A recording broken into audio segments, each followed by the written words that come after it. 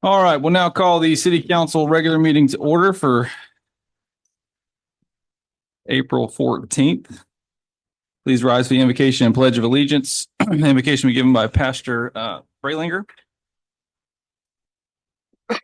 We thank you, Father, for the gift that is our city of Avon Park. Be with our leaders and our citizens, and help us to all realize we have a part in making this a welcoming, wonderful city for strangers and for those who live here. God bless this meeting tonight. God bless us with health. God bless our country, our state. We just thank you to bring us together at a time like this. In Jesus' name, amen. I pledge allegiance to the flag of the United States of America and to the republic for which it stands, one nation, under God, indivisible, with liberty and justice for all. May I be seated? Madam Clerk, if you'll please call the roll. Yes, sir. Councilmember McGuire. Here. Councilmember Mercure. Here. Deputy Mayor Bernard. Here. Mayor Anderson. Here. We have a quorum. Thank you. All right. Under consent agenda, be looking for a motion to approve items 5 and 6. Actually, I'd like to remove one of those off of there. Actually, both 5 and 6. Okay, do we have a motion to approve item 5? I want to take 5 and 6 off. Okay, I understand that. Oh. Now we're asking about item number 5. Do you have a motion to approve item number 5? No, because I She need wants to to make talk changes about it. on it. Okay, that's fine. What's your changes? In the consent agenda, in the minutes. On D16, the name of Catherine was Lauders, and I think she introduced herself as Turner.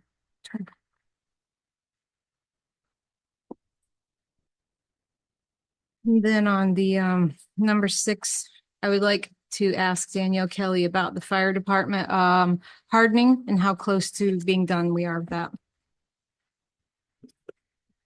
Yes, thank you. So the last update that I got from the chief is they were waiting on the radio equipment, which I believe had a several week lead time on it. But once that comes in and gets installed, they should be just about done.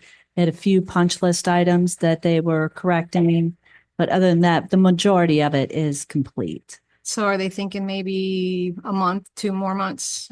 Another 30 days. Okay. Yes. Okay. Okay, do we have a motion to approve item number 5? I'll make the motion to approve item number 5. The stated With the changes? stated changes, yes. Okay, do we have a second? Second. We have a motion and a second. Let's call for questions.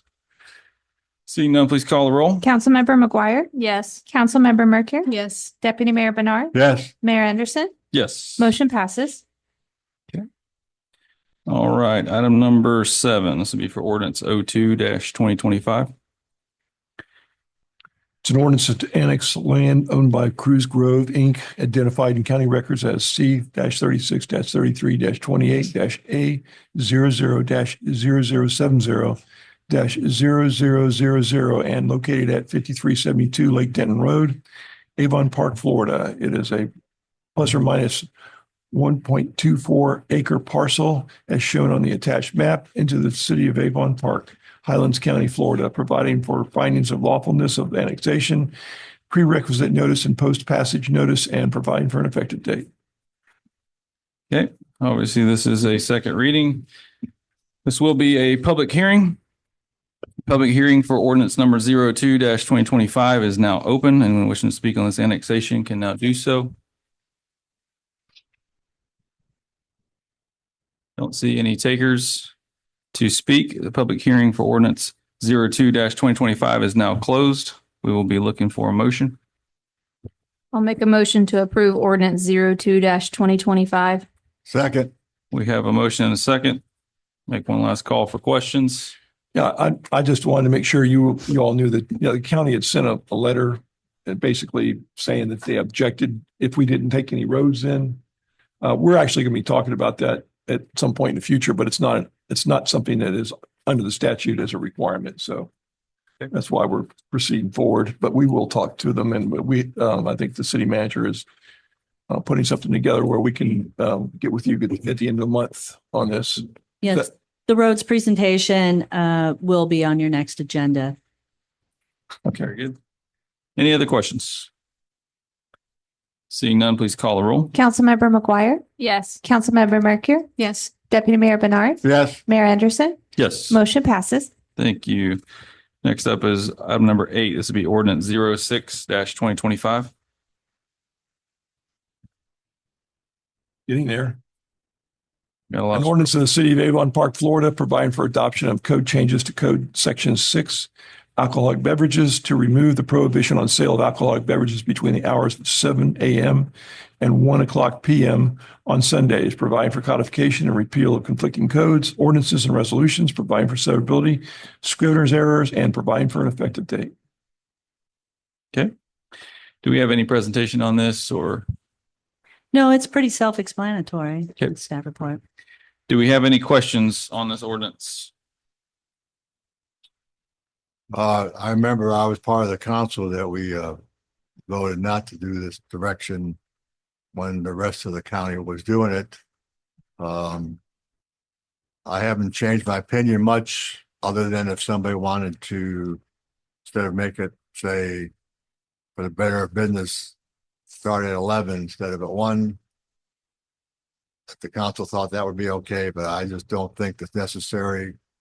I told you way back then that I came from South Florida, you know, as a young adult football fan of Miami Dolphins. Everybody knew that if you wanted to watch football on Sunday at 1 if you were a drinking person, you better go buy your beer, wine, liquor, alcohol on Saturday. Otherwise, you're going to miss the first 15 minutes of the game. So I don't see being a problem, especially now that people can still go to Sebring at 7 a.m.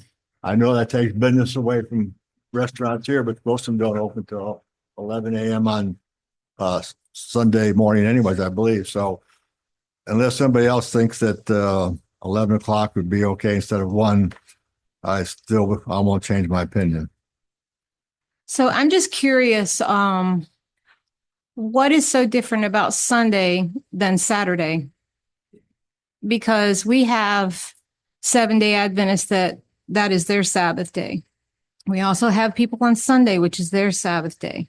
So I'm not understanding what's the problem between 7 and 1. Jim's not a 7-day Adventist.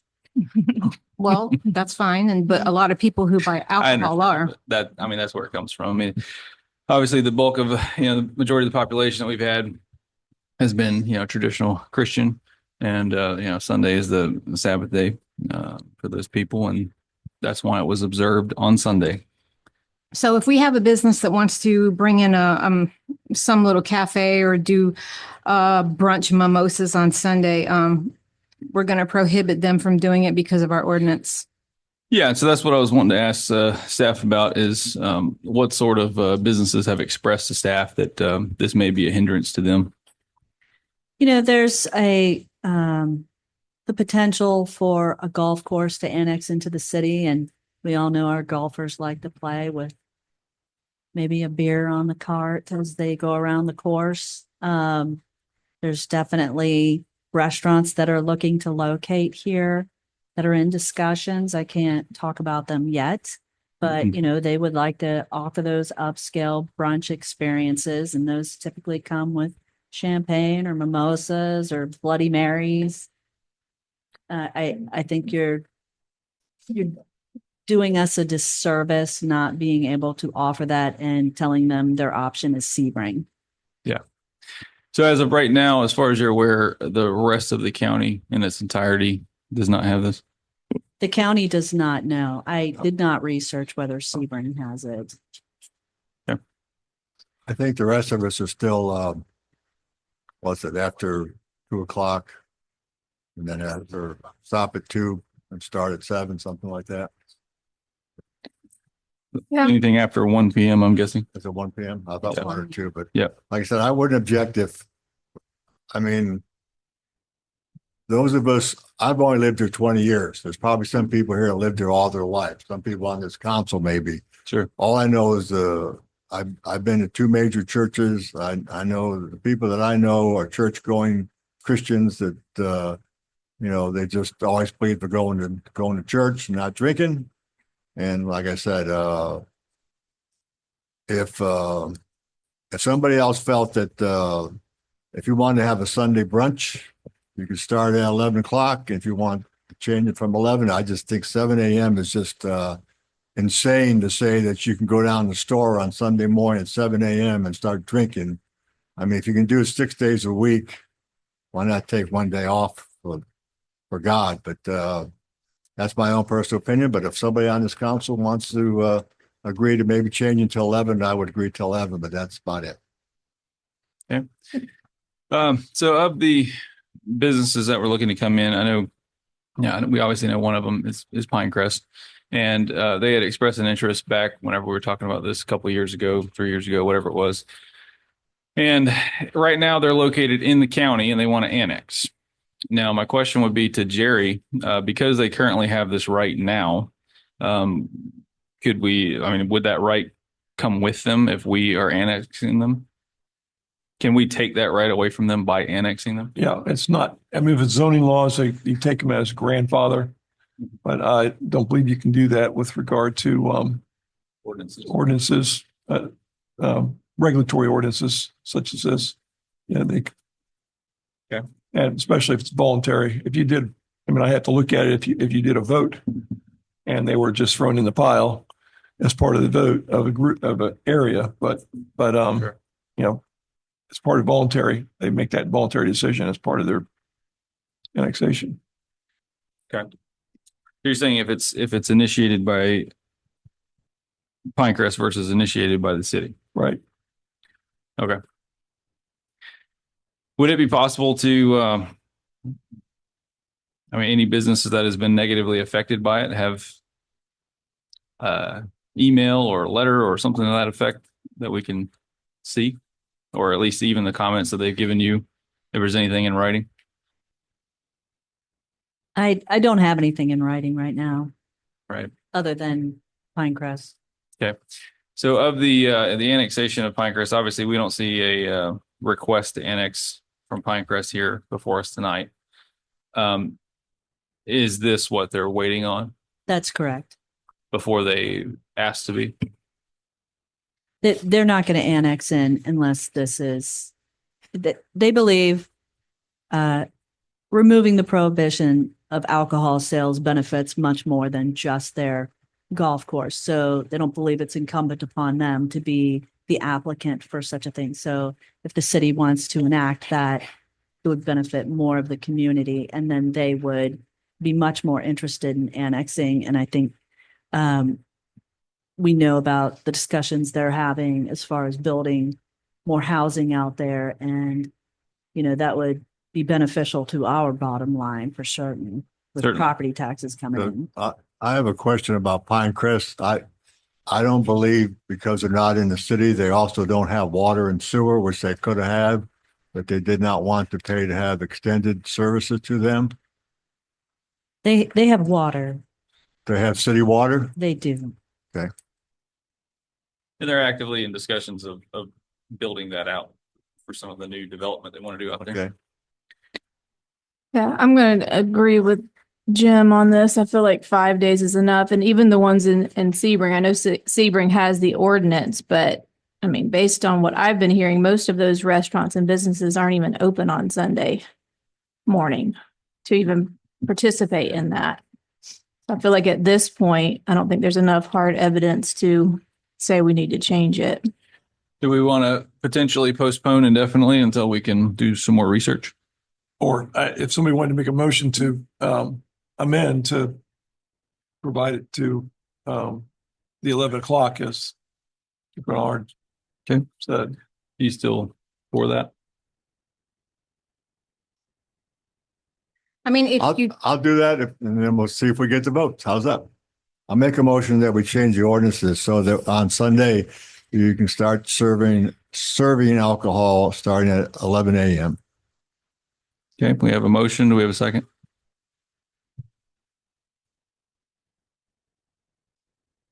Anyone care to make a second? Going once, going twice? Okay. I'll second. We have a second. Any discussion? Questions? the only thing I'm going to say is just because you don't drink at 7 o'clock in the morning or between 7 and 1 doesn't mean somebody else should not have the option to do that. Or not their parents or not their keepers. If they have a problem with alcohol at 7 o'clock in the morning, I think they need to, do a little soul searching first. And the people who are actually drinking the alcohol and the liquor at that time of the morning probably got it the night before. Okay, so I'm geared more toward the businesses that want to come in and do a little 9:30 or 10:30 brunch. They're not asking to open up a bar and get sloshed. They're Okay. just asking to do morning cocktails. And that's all. what time would you choose? Well, I mean, To me. Yeah. I would start it at 8. You cut it up because right now it's at 7 o'clock. You cannot consume, sell, or I don't know what the other word is, from 2 to 7. So Well- start it at 8. You can accept alcohol at 8 o'clock. Well, Most of the people are in bed. They're not going to go out and buy liquor at 8 o'clock in the morning. I'll say this. I lived in Progressive, California for 16 years, and they were well-known, famous for Sunday brunches. Every restaurant in town had a Sunday brunch, and usually they didn't start until at least 10 a.m. So starting at 8 or 9, I don't think you're even going to have a restaurant opening and serving other than a golf course. But I wouldn't be surprised those people can bring their own. well, I mean, look, there's obviously people on both sides of this fence. Yes. There's a motion out there that takes it from 11 p.m. to 11, or excuse me, from 1 p.m. to 11 a.m. It's already 2 more hours. If there's other businesses that are wanting to come in or are negatively affected by this, it gives another opportunity for them to hear from us. We can vote on this 100 more times in our future if we wish. Yeah. It's not, this is certainly, for those that want to have it, this is certainly in their direction. So it's at Yes. least something. The public right. allowed to make a comment on? Yes, ma'am. If you give your name and address for the record. Yes, Sarah Pipel, 100 East Main Street, Avon Park. So my question is to you, sir. Yeah. We're trying to bring in businesses and some of them want to be here and open for breakfast. So mimosas, Bloody Marys, whatever, that's normal. And also the golf course does bring a lot of business to Avon Park. So you're saying from a religious standpoint, so are you going to prohibit the churches from offering wine during, church services? Churches that I go to not offer wine. Oh, they They do. offer grape juice just to be. Well, it depends on what church you attend. Roman Catholic churches You asked offer me the wine. question, so I gave you the answer. I'd rather hear from the residents that live here. If there's anybody here that thinks we should start earlier, please come up and speak. I'd like to hear what the people have to say. Or wait for the future. Okay. We have a motion and a second. Is there anyone else wishing to speak?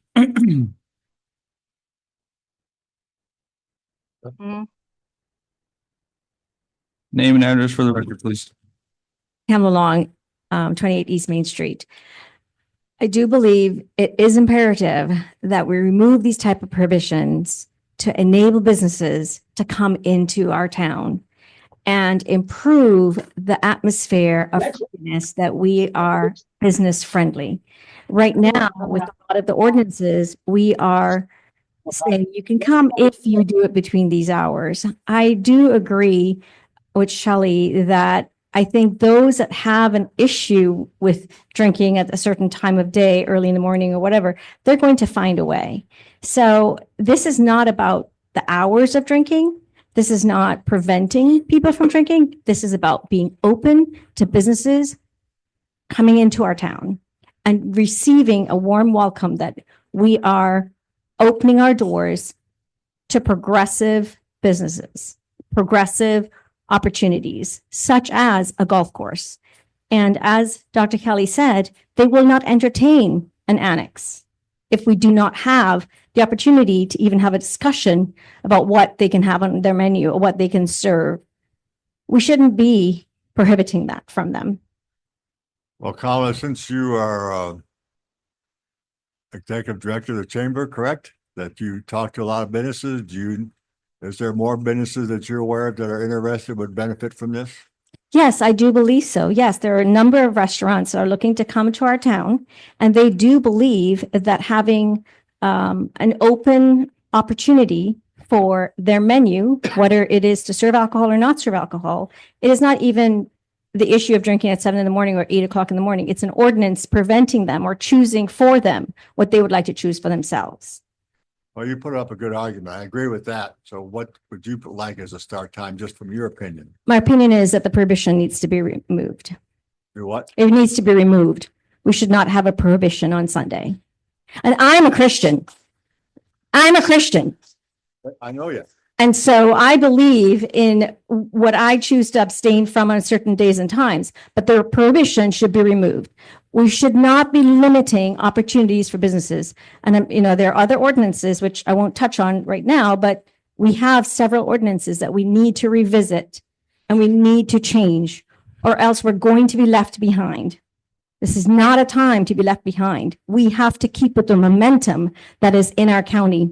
All three cities, all three chambers are moving aggressively, united together to make Highlands County a destination location. And we will get left in the dust if we are not keeping up with the pace of the other cities. I don't want that. Sure. Not on my watch. The best thing to do would be to get support from those businesses that want to come. Say it again, sorry. The businesses that want to come, have them write a letter, have them call, have them email, have them do something. Because right now it's just perspective. It's just.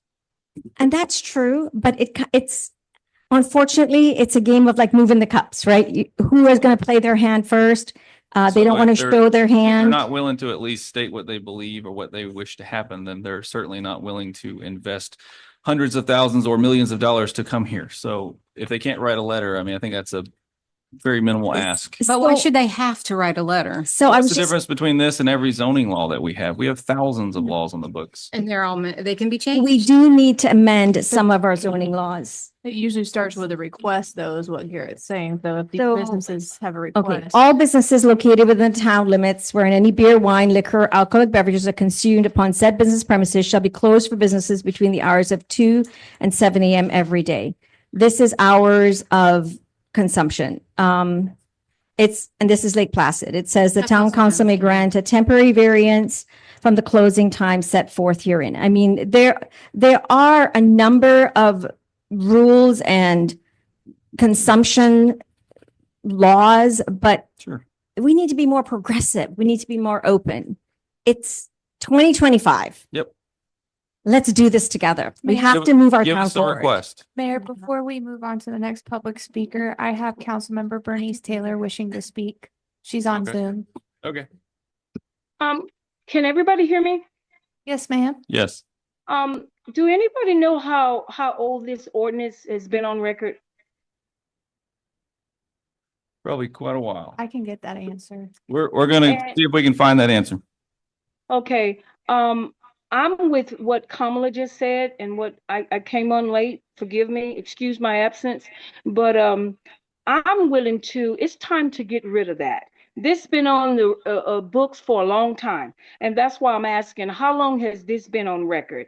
Avon Park is moving forward. We're not the little old Avon Park that we used to be. And like Kamala said, if we're gonna have businesses that's coming here and they want to sell alcohol, I think that this will stop them from doing that. A couple of months ago, around the holiday season, I wanted to make a cheesecake.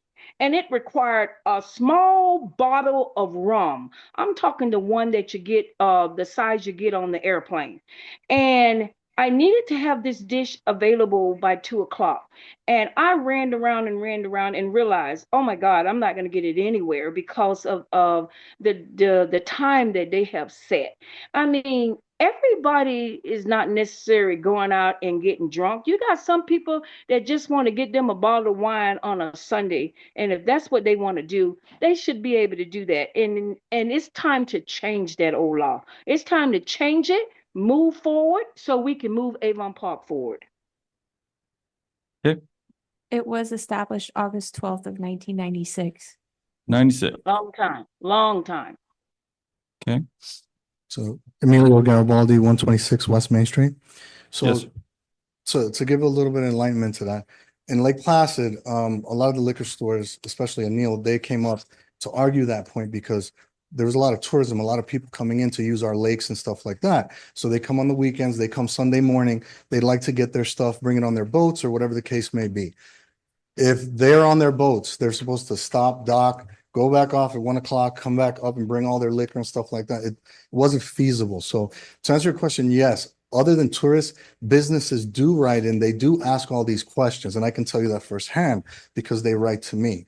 Now, Can secondly, you share that, please? I could, but let me ask you a question.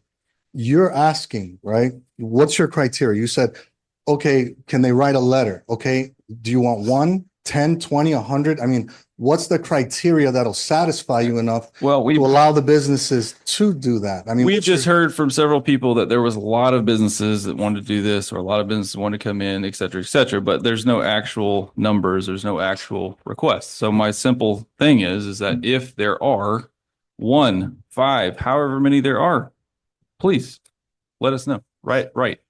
Okay, That's all I'm asking. so that's the criteria in order to have that to happen. I don't understand. In So- other words, judging what is the need, what is the desire, what is actually being hindered, how many businesses are not here because of this. This is stuff that we want to know. So what about the residents? They don't, Well, that matters as well. But what we're talking about is something that hinders the business. So if you're going to say, as a resident, I would like to consume alcohol at this time, that's great. Say it as a resident, but don't say just that there's a lot of businesses that want to do this without giving us something. But what's I the agree. criteria is what I'm asking. I just told you the criteria. there's, That's all you're going to get. Okay, so next council meeting, I'm gonna bring you 1, 2, 3 businesses that say that. As And then you're many gonna be as many as you satisfied? have would be great. And that's gonna satisfy you. I would Because like, I would like that's- to see it. You're the one who's asking for the criteria. I don't see any of the other board members asking. Okay. I'm asking. Okay, so to you hear from two, businesses. Okay. so what is the criteria? well, as a We- resident, I'd like to buy my husband beer at 12 o'clock in the afternoon when I go grocery shopping. Just because I don't go to church doesn't mean I'm going to go home and drink the whole case. And as a resident of Avon Park, I'm not gonna go out there and hardly buy wine, liquor, or whatever. But if there's somebody else in Avon Park who choose to do that, then that's on them. They have the right to be able to do that. And I think this council should do away with this ordinance that's been on the book for what, 30, 40 years. I just want to point out in case somebody doesn't know this, that when somebody's speaking, you don't have to debate them. I mean, Sure. you can just allow them just to speak and then leave. You don't have to answer questions. You don't have to debate or anything like that. You can if you want. I just wanted to make that point. Yeah, if you want to do that, it's certainly okay. Sure. Padrika Shepherd, resident of Avon Park, 305 Ernest E. Sims Street. Yes, ma'am. I don't want to go to church Sunday morning and get hit by a drunk driver. Can we change it to, I mean, you're talking 7 a.m.? We're in church Sunday school. Kids are in church Sunday school. I don't want to hear about somebody getting hit by a drunk driver, either going or coming from church after 12. Because usually we're out of church by then. But that's what I'm And saying. we drink grape juice, not wine. But that's what I'm saying. What does it matter if it's Sunday or if it's Saturday? Because the 7-day Adventist people get out of church at 12 o'clock on Yeah. Saturday. So does that mean that we're going to stop the alcohol consumption on Saturday between 7 and 1? I'm just saying, what is Sunday as opposed to Wednesday? I understand. What if I'm going to work? Somebody went and bought alcohol and they kill me on the way to work on a Wednesday. What is the difference between Sunday and any other day of the week? That's my only question. That's my opinion. I understand. Thank you. Yes, ma'am. All right. Anyone else? Yes. Name and address for the record, please. Will do. Dolores Miranda, 4051 East Old Bombing Range Road. I really just have one question, and it might be for Miss Kelly. What is the economic impact of Pinecrest annexing into the city? I haven't done that calculation, but could probably work on that before the next meeting. Okay. Well, you know what? I did have one other thing to say. And when you said it at the time, Mayor Anderson, I agreed with you 100%. And I just wanted to remind you of that. There is a very heated debate, and I'm not even sure which issue. And you exclaimed, and I think it might have been to Ms. Taylor, get out of the way and let business be business. Mhm. And I think that's what a lot of people are asking today. All right. That's what I wanted to know is this in the way? And if it is, please tell us. Yeah. Okay, thank you. All right. Anyone else? Oh, yes, sir. Name and address for the record. Thank you, Mayor Council. Jeff Kennedy, Stonehenge Land Development Consultants, representing Cruz Grove, Sealton Cruz, Pinecrest. Yes, sir. We have been actively master planning many of the Cruz Grove holdings within the city and outside of the city. There are great plans on the books for the golf course and surrounding citrus properties there for a lot of nice development, single family, multifamily. There's talk of building a new restaurant. And the owners want to annex into the city, but if they have that prohibition on them to where they're not competitive with every other golf course in the county, then it is an economic disadvantage. So Sure. just want to. Absolutely. So, I mean, is there a particular time that alcohol typically gets sold at golf courses? I'm not a golfer and I don't drink Sure. in the morning, so I'm Sure. not an expert on that.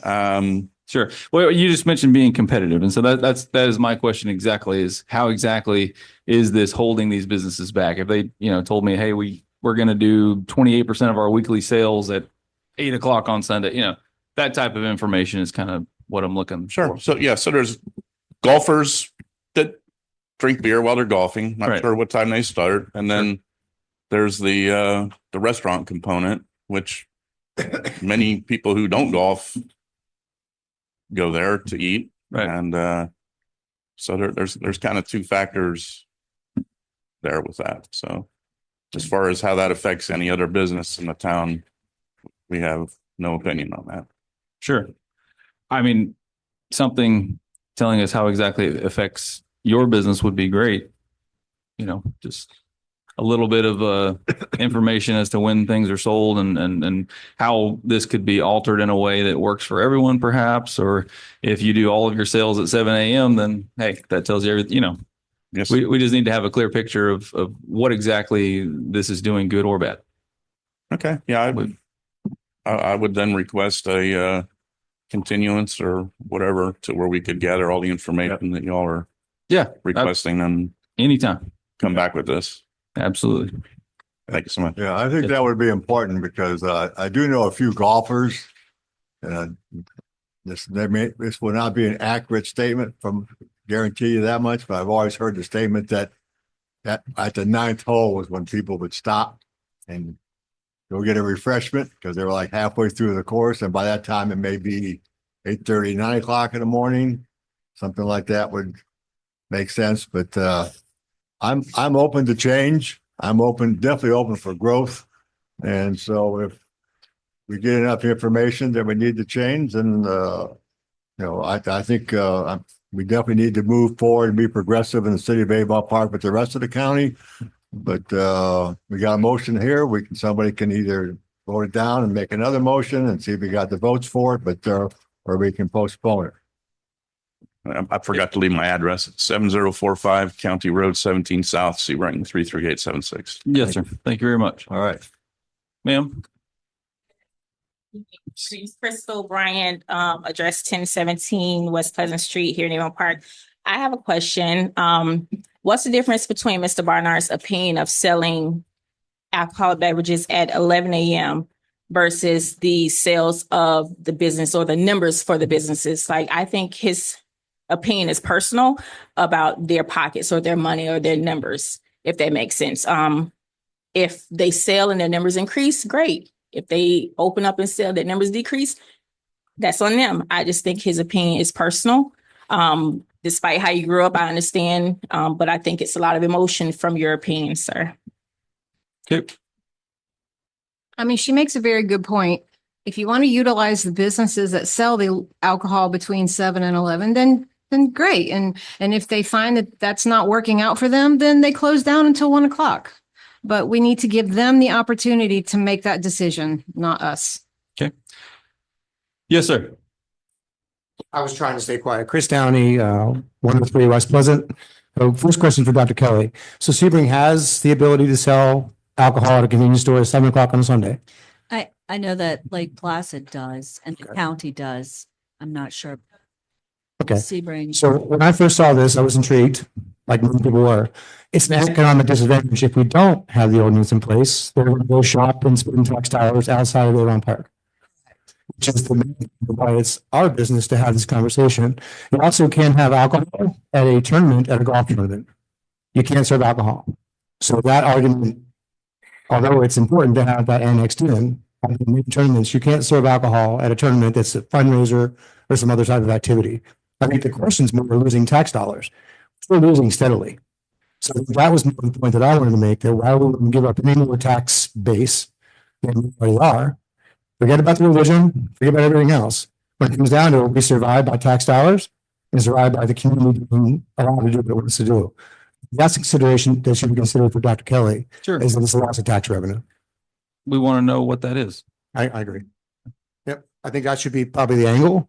My advice, Sure. whatever it's worth, would be to see what is the loss and potential revenue from that. And I'm a Catholic and I understand the religious sides from every side of it, but I also know we're getting beat down a little bit by these communities inside our own county. So I think we'll have to start doing something to respond. Thank you. Thank you. Last comment, I promise, 28 East Main Street. I think there's a confusion between consumption and purchase. At the end of the day, we just want to give people the option to purchase. Right. They're not saying they're going to consume. They may not. But if we put a stronghold on businesses to say, we are limiting your opportunity to purchase, or individuals, we're limiting your opportunity to purchase, that's where I think people get their back up. You're telling me I can't? I mean, it's like a 2-year-old behavior, right? The first thing they say is, oh, watch me. So they'll go somewhere else. So that's really the difference. It's understanding that we're not saying it's a consumption issue. It's more of a purchasing issue, giving people the right to choose. And you are Kamala Harris? I mean, Kamala Long? Do not make that mistake. First of all, I'm on record. KMLA. your name and address, or name and organization. 28 East Main Street. Okay. Kamala Long. I said that earlier. Must have Yes, missed it because you were confusing it with my moniker. Yep, I got it. Thanks. Thank you, Kamala. All righty. Anyone else on this issue? Seeing none, we do have a motion and a second on the floor. Is there an amendment to that motion, or do you want to keep with it?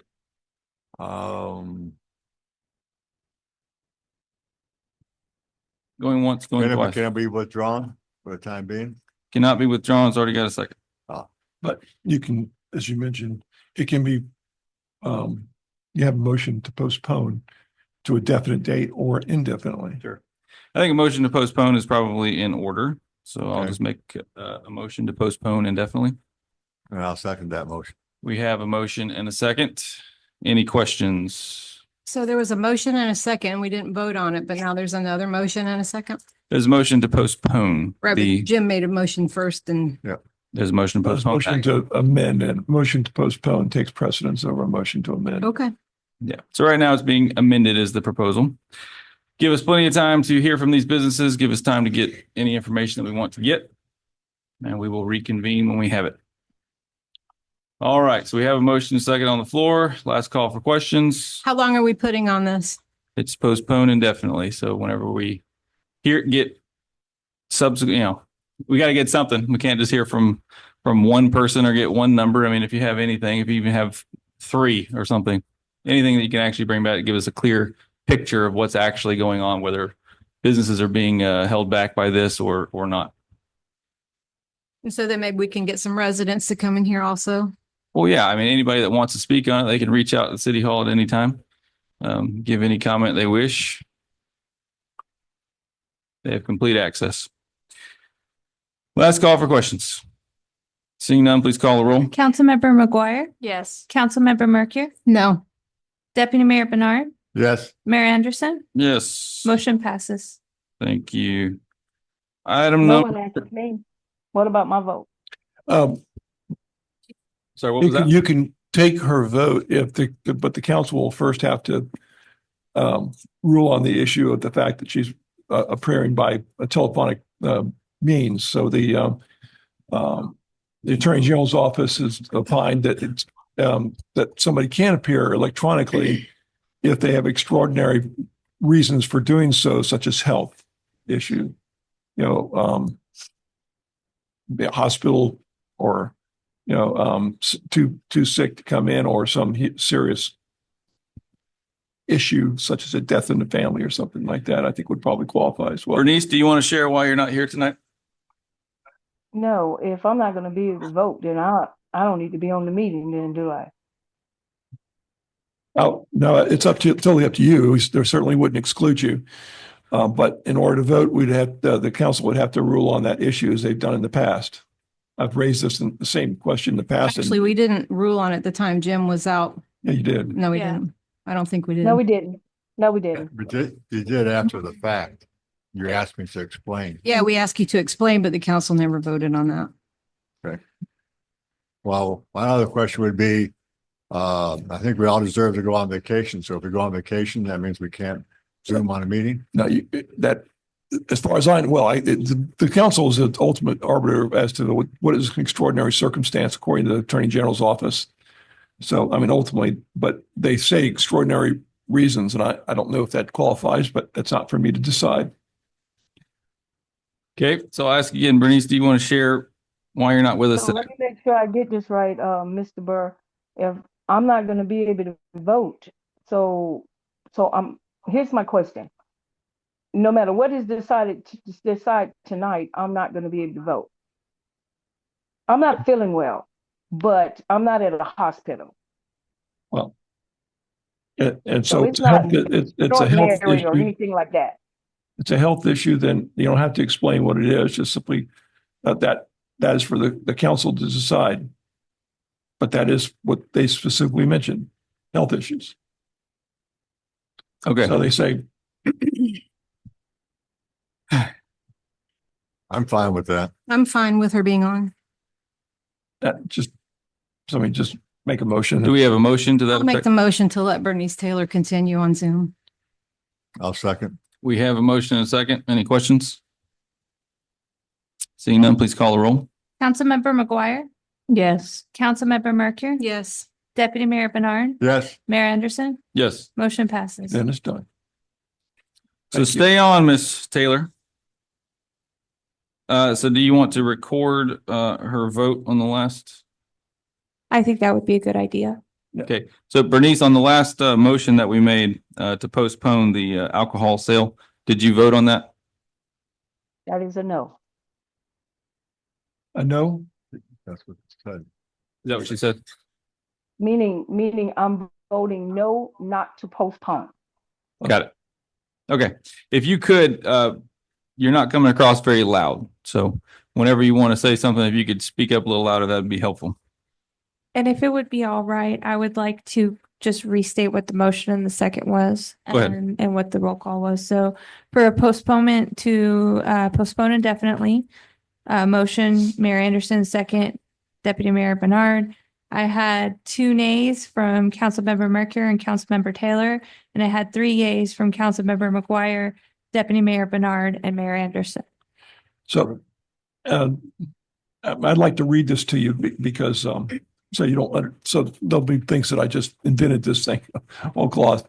So that as an excerpt, the Attorney General's opinion 03-41, they said, however, if a quorum of the local board is physically present, the participation of an absent member by telephone conference or other interactive electronic technology is permissible when such absence is due to an extraordinary circumstances such as illness, whether the absence of the member is due to a scheduling conflict constitutes a circumstance is a determination that must be made in the good judgment of the board. That is you. So that's why I just said. All right. Moving on to item number 9, we have the Brickell Building investigation request for proposal. Yes, thank you. You may recall at your February 24th council meeting, a motion was made to advertise a request for proposals for a real estate attorney to conduct an investigation into the sale of the Brickell Building. The RFP was advertised from March 12th to April 4th. At 2 p.m. on April 4th, we held a bid opening in the basement of City Hall in the conference room. 2 bids were received. A third was received after the deadline. It was not opened. They have not requested us to turn it back in yet, but that is their option. We're just holding on to it. You can see here the ratings that were given by the selection committee. I think of particular note, the Sabatini Law Firm was disqualified because they had an association in Polk County. They're the town attorney for Frostproof, so that disqualifies them. And the other one, Carlton Fields, received a score of 228 out of 300. Okay. Okay, I'd like to make a comment if I may. Go ahead. I think it was quite evident when members of this council decided to, I understand the reasoning for not wanting to use Highlands County. That makes perfect sense to me.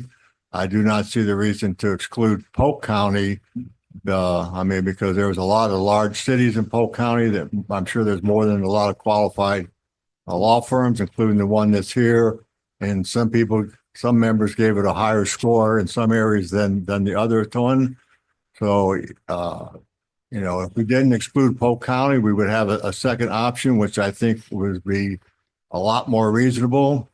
And in my honest opinion, I think that the worst thing we could do is to authorize the taxpayers of this city to hire a law firm and spend a minimum of $185,000 for an investigation that people on this board and maybe even people in the audience or in the city believe that there's sufficient evidence. And if they believe there's sufficient evidence, I do not know why we cannot go the direct route and take that evidence that people believe will suffice to get the answer they're looking for and send it up to the state, and somebody can submit it to the state in Tallahassee, and then the Ethics Commission can look at it, because my understanding, some people felt that the original ethics violation submitted was insufficient and that there's more information. So I would prefer financially, from the taxpayer's point of view,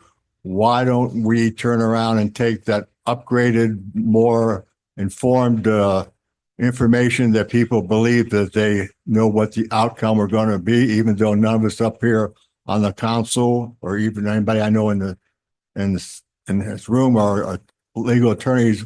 We had no idea what the outcome was going to be, and we had no idea what the results would be after the outcome, what would happen afterwards.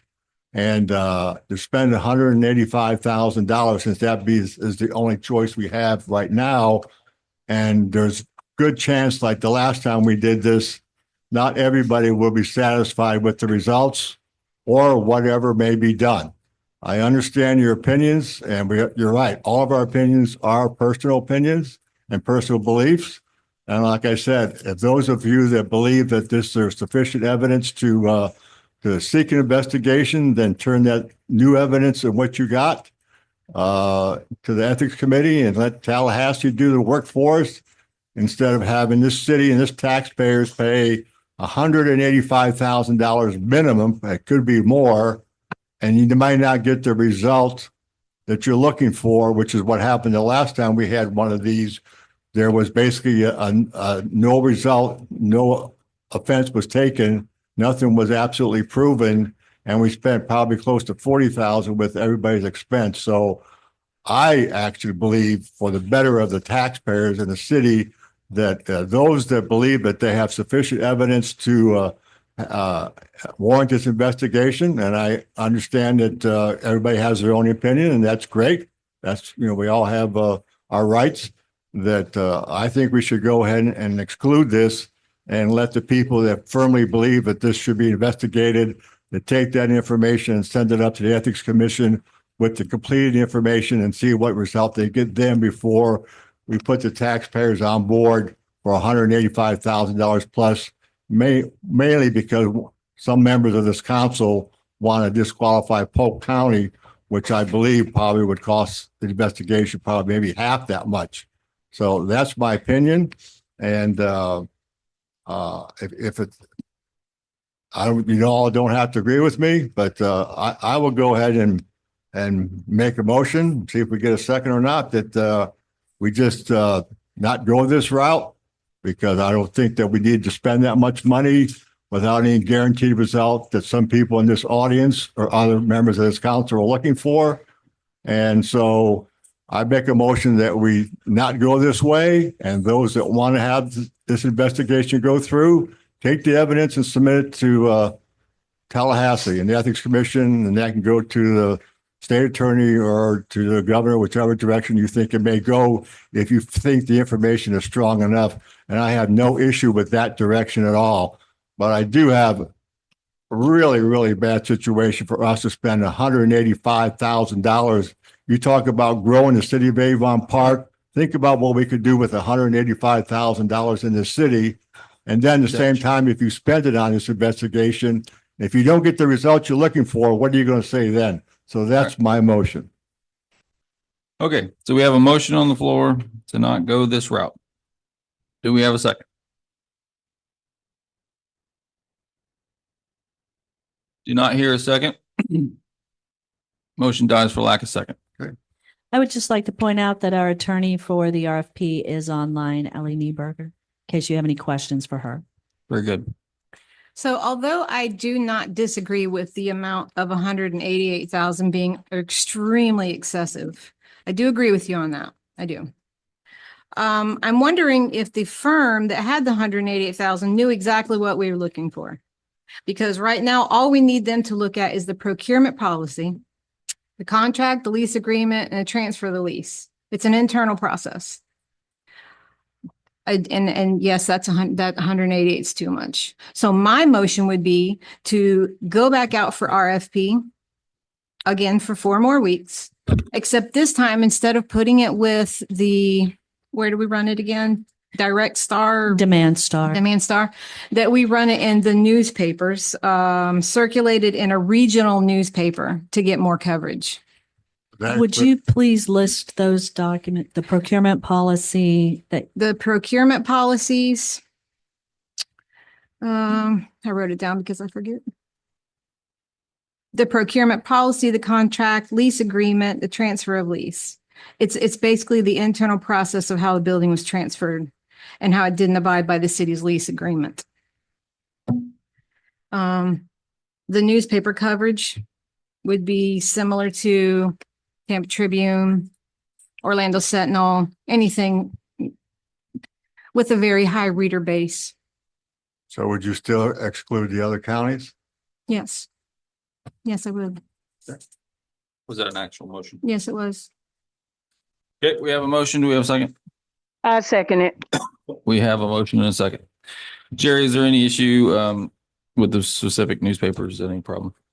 Okay, very good. So we have a motion and a second.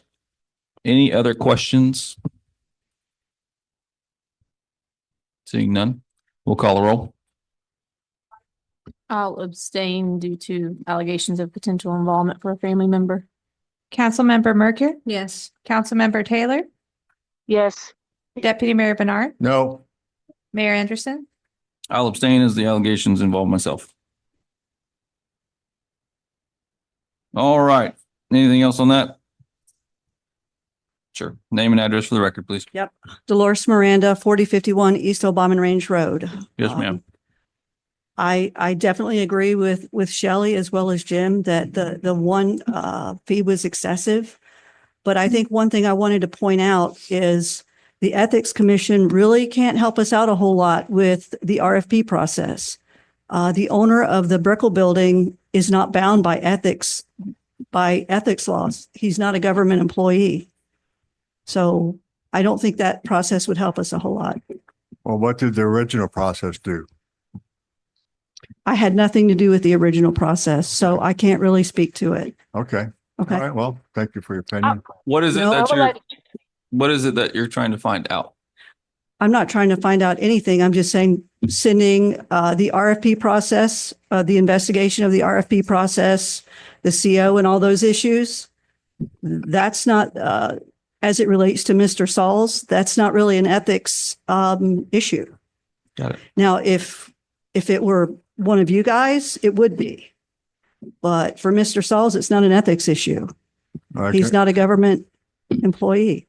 May I ask you for your opinion as far as them excluding Highlands and Polk County? What is your opinion on that? I don't think my opinion's all that valid on that issue, to be honest. Well, I think that you're a smart lady, so I'd be happy to hear what you had to say. Well, I would feel better answering that question, except I have been gone for so many years and then recently come back. So I don't think I have a good foundation to answer it, Okay, that's fair. but thank All right. you. Well, thank you for your time. Yep. I'd like to speak on at this moment, Mayor, if it's okay. Okay. I've heard the attorney and I've heard Deputy Mayor speaks on the issue of what the last investigation has what was the outcome of the last investigation. A lot of us wasn't even sitting on this committee during the last investigation. Matter of fact, I don't even know what the last investigation was and why he's comparing last investigation with this investigation. This is a new council and a new investigation. There's nothing we can do about the last, have nothing to do with it, but we can do something about this one. So why the two being brought up? Because there was nothing done and we spent money to do this and do. We have nothing to do with that. And why the issue even being brought up beats me. I'm not exactly sure and clear on it. Okay. I just wanted that to be put in the records. All right. Item number 10, city manager 6-month review. So council has conducted their individual evaluations on the city manager, and the scores were tabulated in regards to relations with the governing body being the council. Overall score was a 4.67 on a scale of 1 to 5, which exceeds expectation. In regards to organization relations and fiscal management, 4.47, personnel management of 4.68. Managing the organization, 4.69, relations with the public, 4.60, and relations with other government, 4.40, for an overall average of 4.58, which is above meeting expectations. So at this time, if there's anything else that the council wants to discuss in regards to the evaluation. Anything? I just appreciate Dr. Kelly getting to work as quick as she did, and you didn't have it easy. You kind of had a crow's nest to sit down in and sort of kind of figure out. So I appreciate you having a good attitude about all of it and just diving in and getting work done. I appreciate it. I'll just simply say that I don't have anything to do with the evaluation, but she's done a good job in my opinion, and I've been doing this for 33 years. Yep, I would agree. And I would like to thank Dr. Kelly also, that I think the scores prove out that in 6 months' time that you've proven that by members of this council, because our scores were pretty close average wise, that as far as I could tell, all 5 of us pretty much agreed in the job that you've done so far, which I think is the rating score was definitely above expectation, and I agree with that 100%. And I'm looking forward to the next 6 months. And Dr. Kelly, I would love to say that I agree with Jim when he said most of the council's scores was pretty close. So I think that when you find 5 council members where it leaves your scores pretty close to one another, I think that says a mouthful. And I would like to thank you for coming into this city with your boots on the ground, ready. Yeah. And you're doing a great job. And I would like to just say thank you for the work that you're doing for the city of Avon Park. And at this moment, Mayor, Dolores Miranda came up to the podium and I never heard a motion pass on the Brickell building. Motion passed. It passed? It did pass. Okay. Do you have Ms. Taylor's vote recorded? I do. So there was a motion by Councilmember McCure, second by you, Councilmember Taylor. Councilmember McGuire abstained, Councilmember Mercure and Councilmember Taylor yayed. Deputy Mayor Bernard said nay, and Mayor Anderson abstained. Okay. And can I add one other thing, Sure. Mayor? In regards to I'm sorry. Yes, go ahead. I just wanted to respond to your comments. Thank you so much. I know I've said this story many times. I leave the office every night and I call my husband and give him a download of the day. And there's only been 4 days where I've said, why did I come out of retirement? And I think that's really good for 6 months. That's a good average. So I'm having a lot of fun digging through the town, and thank you. I just wanted to add too, in addition to the discussion about the performance, every evaluation is also an opportunity for council to look at salary base and to make a determine if there's any cause for change at this time. Okay. Will this be cause for change in the next fiscal year, you saying? Yeah, effective however council may see fit. There's a normal per the employment agreement. Annually, there's a 5% increase, but that can also be adjusted up by council. Okay. Council wish to do anything in that regard? So in your employment agreement, it said after a year, we could increase it after a year. There's a 5% automatic after a year, but with each evaluation, there's the opportunity if you wanted to do something different than that or in addition to it. I'm open for an increase if anybody has a number they'd like to throw out. Anything further from the council? Well, I'll say, if you want a number, I think that it's fantastic that not only that we have a city manager that we're all proud of and happy to have here, that I think it's pretty remarkable to see this council come together and come with that opinion, just like Ms. Taylor said. And I think that that's pretty amazing after 6 months that we all pretty much had the same agreement that she's doing a great job, which is kind of hard to sometimes determine after 6 months because 6 months are just kind of getting started. But I think that the work that you've shown to each and one of us proves the point that I'd be willing to give her an extra $5,000 a year increase at this time, if that would satisfy any member of this council. So there's an automatic 5% increase. So do you know what your that 5% will be based off of? It's the base rate. So Right. No, I'm saying what is your base rate currently? 120. 120. So it'll be 5% of 120. Well, if you increased it, it would be 5% of whatever that number is. Right. Okay. So at the end of the year, she's going to get essentially $6,000 every year. So just want council to understand that. So at the end of the year, she'll get a $6,000 increase, you saying? Correct. Right? For the following year. And then the year after that, it'd be 6,000 or 5% for the year after that, 5% the next year after that, et cetera, et cetera. Is that correct? Yes. Yeah. Then would it be possible to do 2.5 now and then the 2.5 at the year mark? Can that, something like that be done? That changed the I contract. think the 5. Oh, it has to be, contract. okay. Yeah. She's going to get the 5% regardless of I what we got do you. today is what I'm saying. So, I'm okay with 5. but one option is the maximum amount was 5 points and she did get an average of 4.58 points. So $4,580, would line up to what score she got. If anyone cares about that. I have a question to Dr. Kelly. Dr. Kelly, is not really pertaining to you, but it's pertaining to possible assistant between now and the next 6 months. Do you see yourself appointing an assistant to yourself? You're talking about an assistant city manager. Yes, ma'am.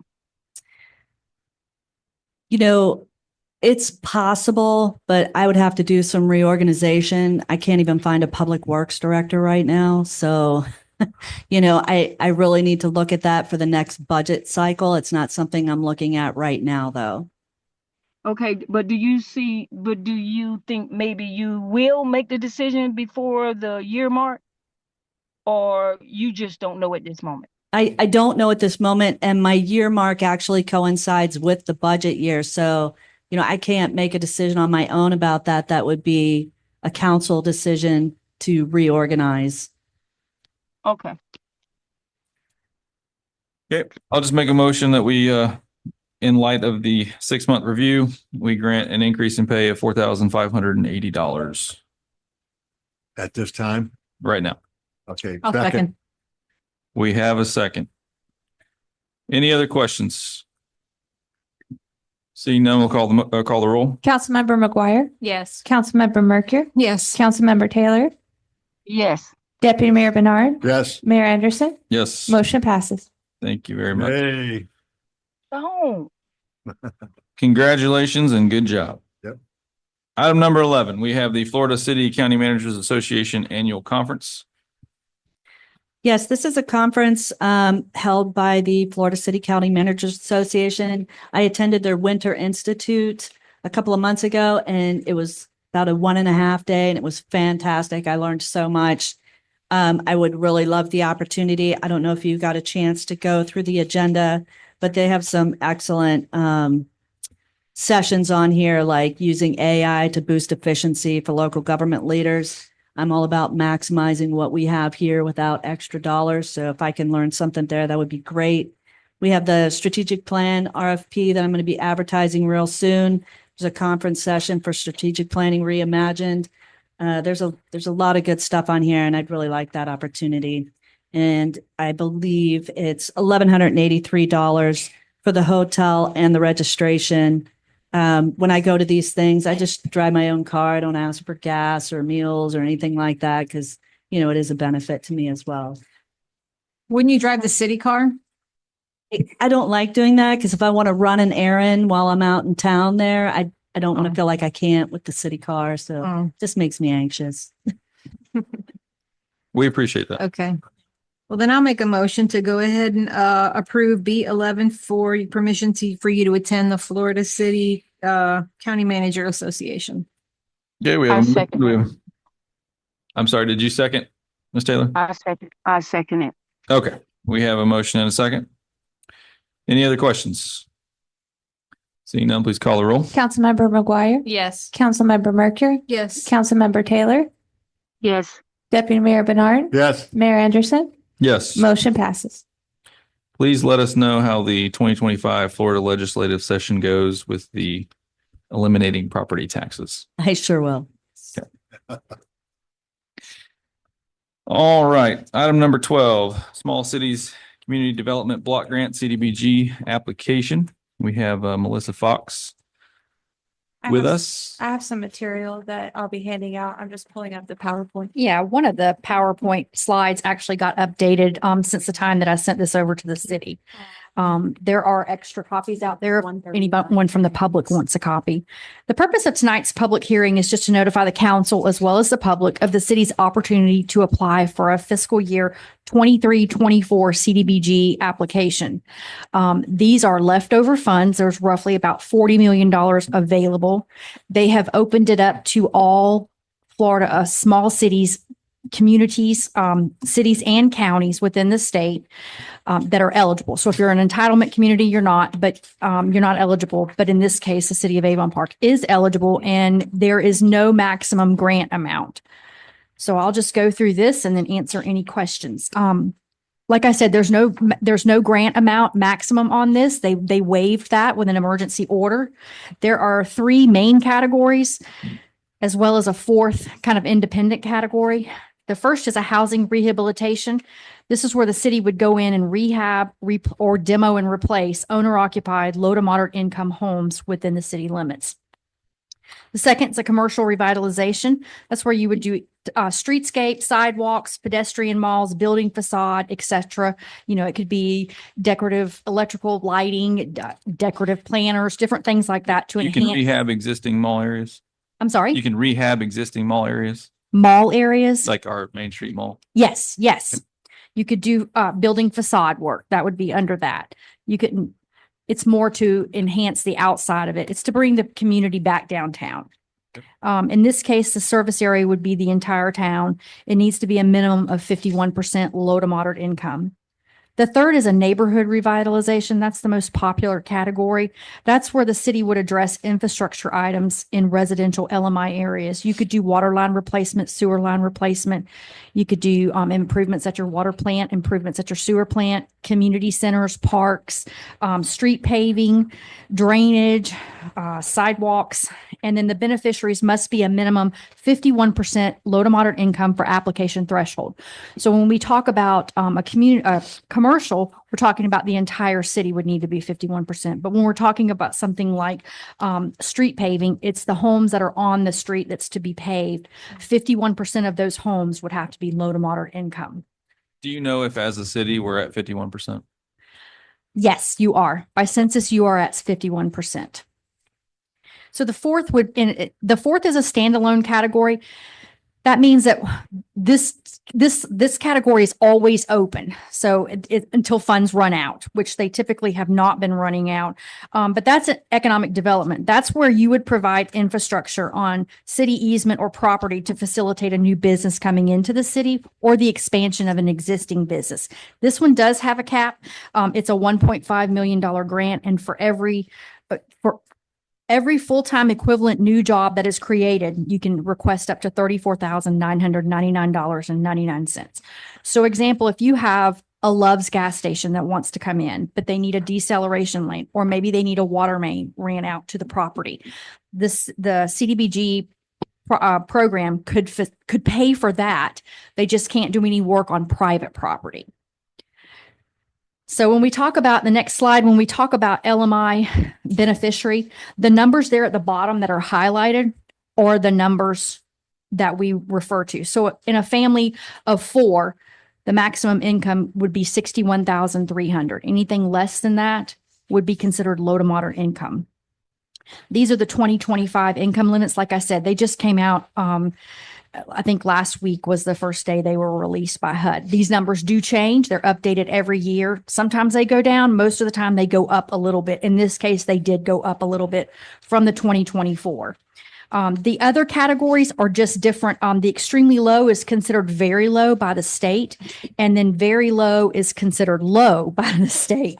And those just score different points. Those, if you have a higher concentration of extremely low or very low, you get more points in your application versus being low or low to moderate. Next page, these are competitive applications. You're going to be competing with all small cities and counties in the state. Typically, they usually receive probably 30 to 40 applications. They're expecting up to 70 this time, if not a little bit more. So it's going to be highly competitive. So one ways you can increase your score is to leverage funds towards that. So every $2,000 of leverage results in an extra 1 point in your final score.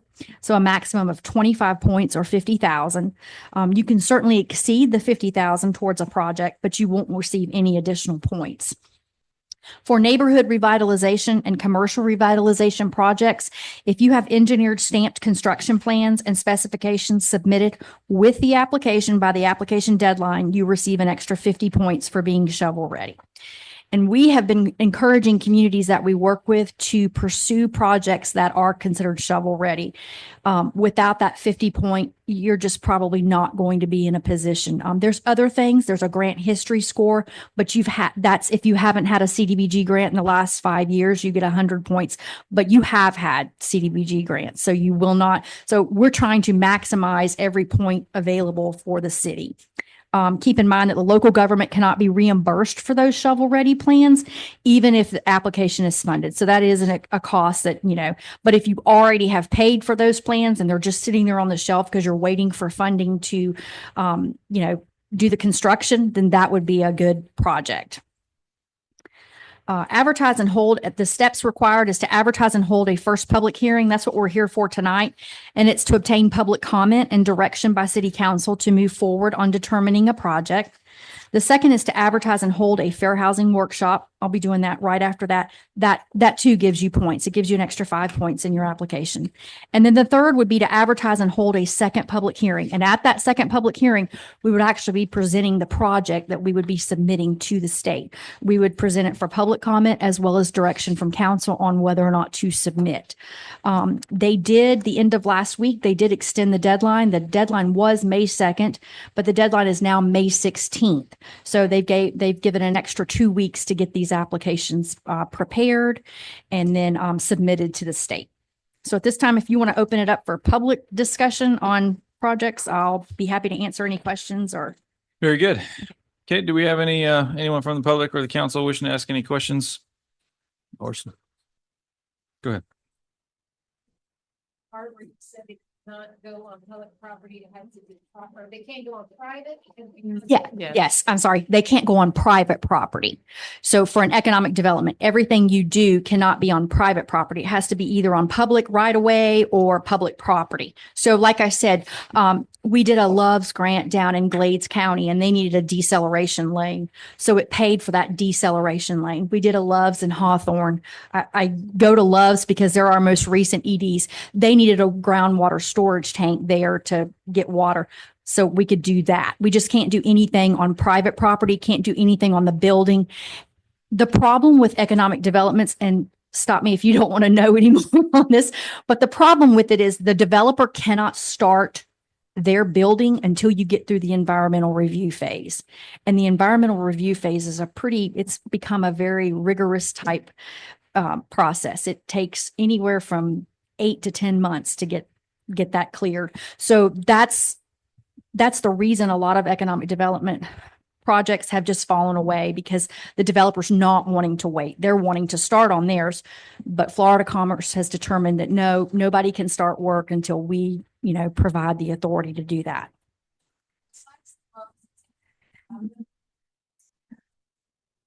Yeah, let me think of some. City of Williston, in their, they annexed in some property, and Monterey Boats actually came in and wanted to build a facility, and they provided a water line down to Monterey Boats. I'm trying to think. City of Alachua just got one to expand their an industrial park, and that's going to be trying to think. I think the main ones have been the gas stations, because they can hire the low to moderate income residents. They're, getting the funds. Usually a Love's has a fast food restaurant in it. So either a McDonald's or something like that. But any business, it doesn't have to be a big business like that. It has to be, it can be any business. And then they would be considered the participating party. They would have to have a business plan. We would work with them to kind of, but any of these restaurants that wanted to come in, any business is eligible to apply for this funding. Is there a cap on the commercial revitalization? There is not. This cycle only, there is not. Is there like a rule of thumb if it's above a certain amount, or do they only want to approve certain things that involve actual businesses, or would they be open to us redoing our downtown mall? They don't have a preference, and they're being kind of, I don't want to use the word secretive, but they're not releasing a whole lot of details because this is a special cycle. It's funds that are left over. They have this 40 million sitting there that they're trying to get obligated before they have to send it back to the federal government. Okay. They've released that cap. Usually you would only be able to apply for, I think, a $700,000 grant at a time. They've taken that away.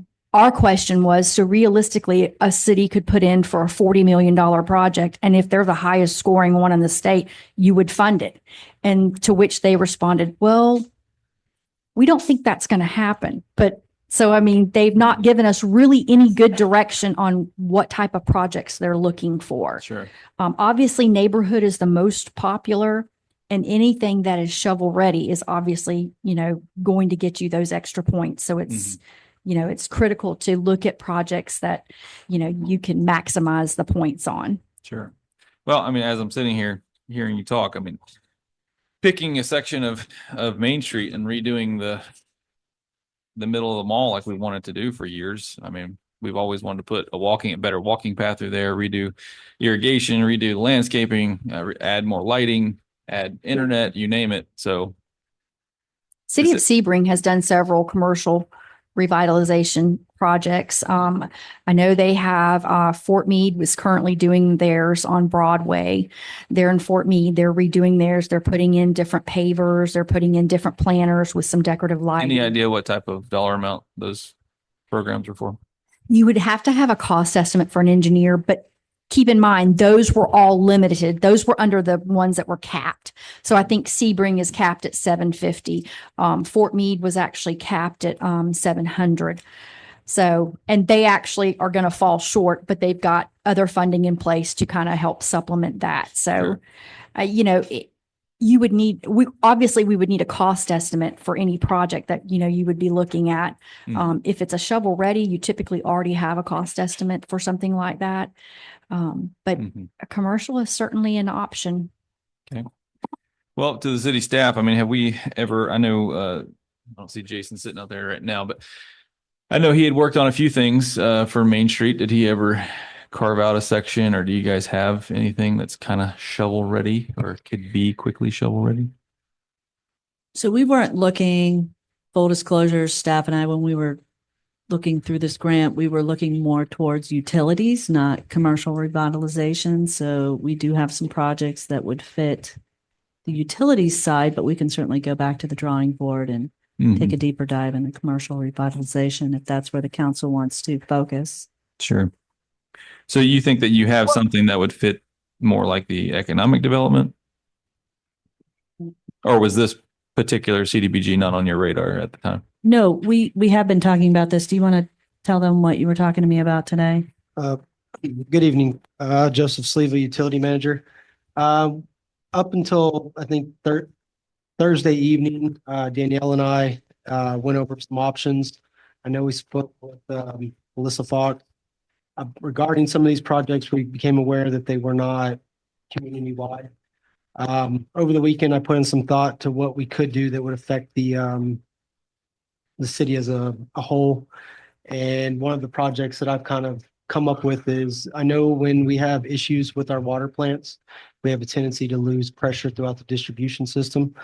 And we currently have 6 pressure sensors, tell us if we went below 20 PSI, which is calls for a boil water notice. But those are in the immediate downtown area. We obviously have other outlying areas that do have water. And one of the ways that something I thought a project that would fit into this possibly would be to change out the current 6 pressure sensors and add possibly 4 more in your outlying areas, Avon Park Lakes, Sebring Ridge, just around where it seems like it would fit. And we kind of estimated each one of those conservatively about $10,000. And that way it would communicate with the water plants. We would always have a read on water pressure. We would know what areas went out. And we believe it would keep some of these boil water notices off the table, but also guarantee our water quality. Okay. So I have a question. So just say we got the full amount that we were supposed to, and can we split that between different kind of, You can't split it between different categories if that's what you're. okay. So but you if we can- did if you- utilities, just say we did utilities, could we use that? Now, this is just an idea. I don't even know if it's possible, but would we be able to put some of that toward the water meters? Yes, you have water. Okay, let me back up. Because we're on such a strict time schedule, even though they gave us an additional 2 weeks, we are trying to look at improvements that would be citywide because we can use census data. And if you didn't do census data, you would have to go out and conduct door-to-door surveys to make sure. That's how you determine if you're LMI or not. But because your citywide is already above, I think you're at 56, but it's above the 51%. That's why we were looking at projects that we could utilize census data for and move it through, because otherwise you would have to create a map that first of all showed all the city limits. Then you'd have to go in there and put all the homes that were being affected. You'd have to number those homes. You'd have to go out and actually do a door-to-door survey on them. And that takes, even if you're doing 50 surveys, it sounds like it's something you could do in a day. I've been doing this for 30 years, and it seems like it's getting harder and harder and harder to get people to answer when you knock on on their door. Even when we have a letter from the city explaining, we're lucky if we get 20 a day. I mean, it's a very hard process. And I know city staff does not have the time to, go out there and do this as well. Normally it's something, if they had announced this a little bit earlier, it's something we could have looked at. But we're trying to find projects that would benefit the city as a whole.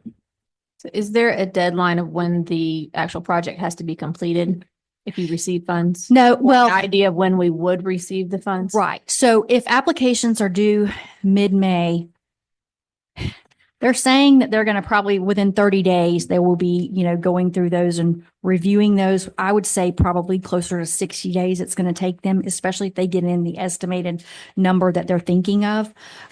So that would take us into July. They would probably do site visits.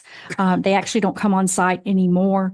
They would actually do a virtual site visit, probably maybe August. And then they would do contract awards September, October. You would be getting an award letter. Typically, they do a 3-year contract, but then there's always the opportunity to, extend that under extenuating circumstances. And I mean, it doesn't have to be it can be something as simple as, if they change this environmental review process again, that can add time. So that would be a legitimate, reason on why the project, needs an extension. But typically it's a 3-year contract. Okay. I have a question. Did I hear you say that we cannot divide it up? You can't Do we divide have it to up between categories. So you couldn't do something in the downtown area and then do something like, water line or water system improvements. You couldn't do those two. You'd have to stay within the neighborhood category or the commercial category. I see. All right. Well, in the effort of keeping things moving along here, any other requests that you have, please reach out to city staff so we can get in contact. Can council members contact you directly? Sure.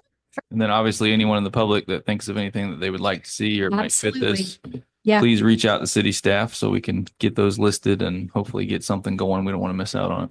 Yeah. So basically what we need tonight from you, if possible, is if the city wishes to pursue this further and, just kind of give staff direction on, to pursue this Yeah. opportunity. My personal opinion is absolutely we should pursue it. Second would be try to do something that, as you guys have already been kind of discussing, something that makes the most impact on the most amount of people, all in one shot would be the best.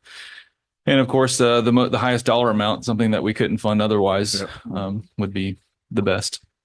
Anyone else want to add to Anything that? that's already shovel ready, like she's been saying, anything course. we have plans for already, maybe even something that we budgeted for, but we could use this to pay for it instead. Yeah. Or if we can make it shovel ready very quickly. Right. Anything to do with the water treatment plant or additional water treatment plants or upgrades or? We did have a couple of shovel-ready projects, but they're considered neighborhood only and not citywide. So that's why we were still scrambling at the last minute trying to get a utility project. But again, we can certainly look at what's on the CRA books for commercial revitalization and take those. Sure. Well, since everybody putting their opinion on the table, I would like to concentrate on the neighborhood revitalization instead of the commercial. Okay. All right. Anything else on item number 12? And I hate to keep, but I just need a motion and just Okay. approval for staff to work with our firm, towards a project so that we can move forward towards, working with staff on the developing that and then prepare for the second public hearing. I'll make a motion that we direct the staff to work with Ms. Fox on this project, CDBG grant, and we focus on items that will affect the most amount of people in one shot. Second. We have a motion. We have a second. Any last call for questions? Yes. Name and address for the record. Chris Downey, 103 West Pleasant. So Melissa, could be more than one shovel-ready? More than one project, but not more than one category. Right. So if it's in the same category revitalization, it could be more than one type. Okay. Yep. Combined into an offer at the same time. And it's citywide. Right. Okay, good. Yep. Thank you. Thank you. And just to clear, we're seeing most of our other communities are doing somewhere around 3 to 4 million. That's Sounds good to me. okay. Sold. Thank you. Okay. All right. Item number 13. Roll. Oh, sorry. Yep. Thank you. Please call the roll. Councilmember McGuire. Yes. Councilmember Merker. Yes. Councilmember Taylor. Yes. Deputy Mayor Bernard. Yes. Mayor Anderson. Yes. Motion passes. Thank you. Item number 13, Fair Housing Workshop presentation. Yes. So I'm here tonight just to go over the Federal Fair Housing Act. Like I said earlier, this actually gets you 5 points in your application. So we're just going to discuss this. There's no action that needs to be taken, but I'd be happy to answer any questions you might have. Okay. So the Federal Fair Housing Act prohibits discrimination in housing-related transactions, including the sale, rental, or financing of dwellings. Discrimination includes refusing to rent to someone, steering someone away to a particular type of housing or neighborhood, enacting zoning measures to exclude groups because of a membership in a protected class. The federally protected classes are race, color, religion, national origin, sex, familial status, and disability. There can be additional county classes. There can be local these are just the federally protected classes that we're talking about this evening. What is prohibited? No one may take any of the following actions based on race, color, religion, sex, disability, familial status, or national origin. Refuse to rent or sell housing, refuse to negotiate for housing, set different terms, conditions, or privileges for sale or rental of a dwelling, falsely deny that housing is available for inspection, sale, or rental, for profit, persuade, or try to persuade homeowners to sell or rent dwellings by suggesting that people of a particular race, age, sex, etc. have moved or about to move into the neighborhood, or deny any person access to membership or participation in any organization, facility, or service related to the sale or rental of dwellings. There is housing protection for families with children. It is unlawful to discriminate against a person whose household includes one or more children who are under 18 years of age. This is known as familial status, and it's in which one or more minor children live with a parent or legal custodian. There's additional protection if you have a disability. If you have a physical or mental disability, including hearing, mobility, visual impairments, cancer, chronic mental illness, HIV/AIDS, that substantially limits one or more major life activities or are regarded as having such a disability, a housing provider may not refuse to let you make reasonable modifications to your dwelling at your expense. A landlord may permit the changes only if you agree to restore the property to its original condition when you move. So for example, if you're in a wheelchair and you need a handicap ramp, a landlord may permit those changes as long as you agree that when you vacate the premise, you will remove that handicap ramp. Additionally, a building with a no pets policy must allow a visually impaired tenant to keep a guide dog. Not only must they allow that visually impaired tenant, they cannot charge a pet deposit fee. That's considered a service animal, not a pet. What housing is exempt? The Federal Fair Housing Act exempts owner-occupied buildings with no more than 4 units and a single-family housing sold or rented without the use of a broker. Senior housing exemption exempts some senior housing facilities and communities from liability for familial status discrimination. These are known as the 55-plus communities. They are provided under any state or federal program that HUD has determined to be specifically designed and operated to assist elderly persons or intended for and solely occupied by persons 55 or 62 years or older. If you think your rights have been violated, you can contact the following: the Florida Commission on Human Relations, the U.S. Department of Housing and Urban Development, the Southeast Regional Office in Atlanta, or you can contact U.S. Department of Housing and Urban Development in Washington, D.C. Additionally, the city does have a fair housing ordinance, and it's available for inspection if anyone wants to look at that. What you'll need to provide if you're going to file a complaint: your name and address, the name and address of the person your complaint is against, the address or other identification of the housing involved, a short description of the alleged violation, the dates of the alleged violation. Your local ordinance includes steps and time limits in which complaints must be submitted and responses provided. What happens when you file a complaint through HUD? The office receiving the complaint will notify the person filing the complaint and the alleged violator of the filing and allow the respondent time to submit a written answer to the complaint. HUD will investigate your complaint and determine whether there is reasonable cause to believe that the respondent violated the Federal Fair Housing Act. HUD will notify you and the respondent if they cannot complete its investigation within 100 days of filing your complaint and provide reason for the delay. During the complaint investigation, HUD is required to offer you and the respondent the opportunity to voluntarily resolve your complaint with a conciliation agreement. Are there any questions? Me. Okay, and I don't need any action on that. Very good. Thank Thank you. Thank you. All right, item number 14 is to be the Lake Isis Lift Station. Mr. Sleva.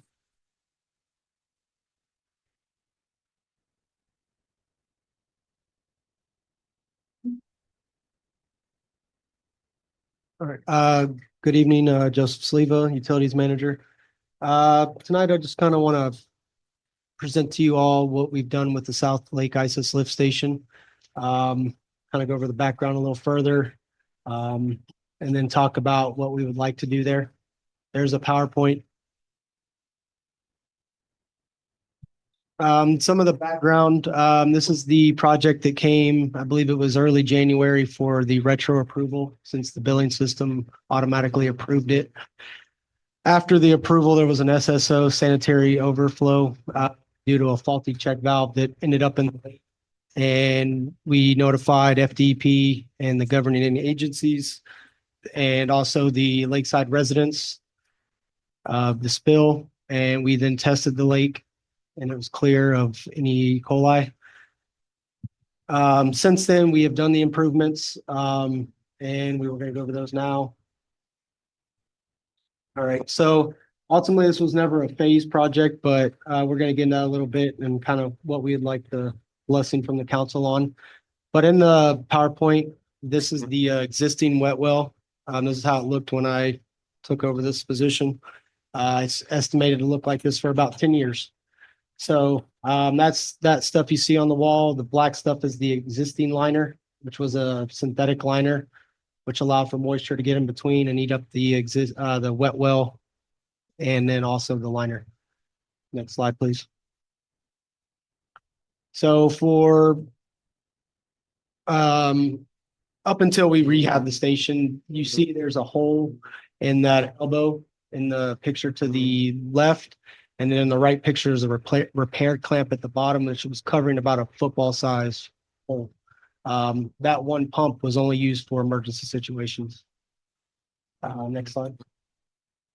So in the picture to the left, you see there's a gap in between the discharge pipe and the wet well. Every time it would rain, it would allow for infiltration or inflow to come in through the top of the station and also brought in dirt, or sand. So we constantly had to fix that hole, and we also had to back the station out. In the picture to the right, this is your valve pit. This is your check valves that keep flow from coming back from the force main or the other pump. And then the valves follow the check valves. On-off valves are following the check valves, which are inoperable. So you cannot service the station. The SSO actually came from the check valve on the top, and the arm came out, let about a 1-inch hole that allowed the flow to come out. So all that's been replaced, which we'll see later. Next slide, please. So in the picture to the left, you see the concrete base liner that was applied. It's about 1 inch thick, and it's fully done from the bottom up to the top rim. They actually come up and seal everything to the lid.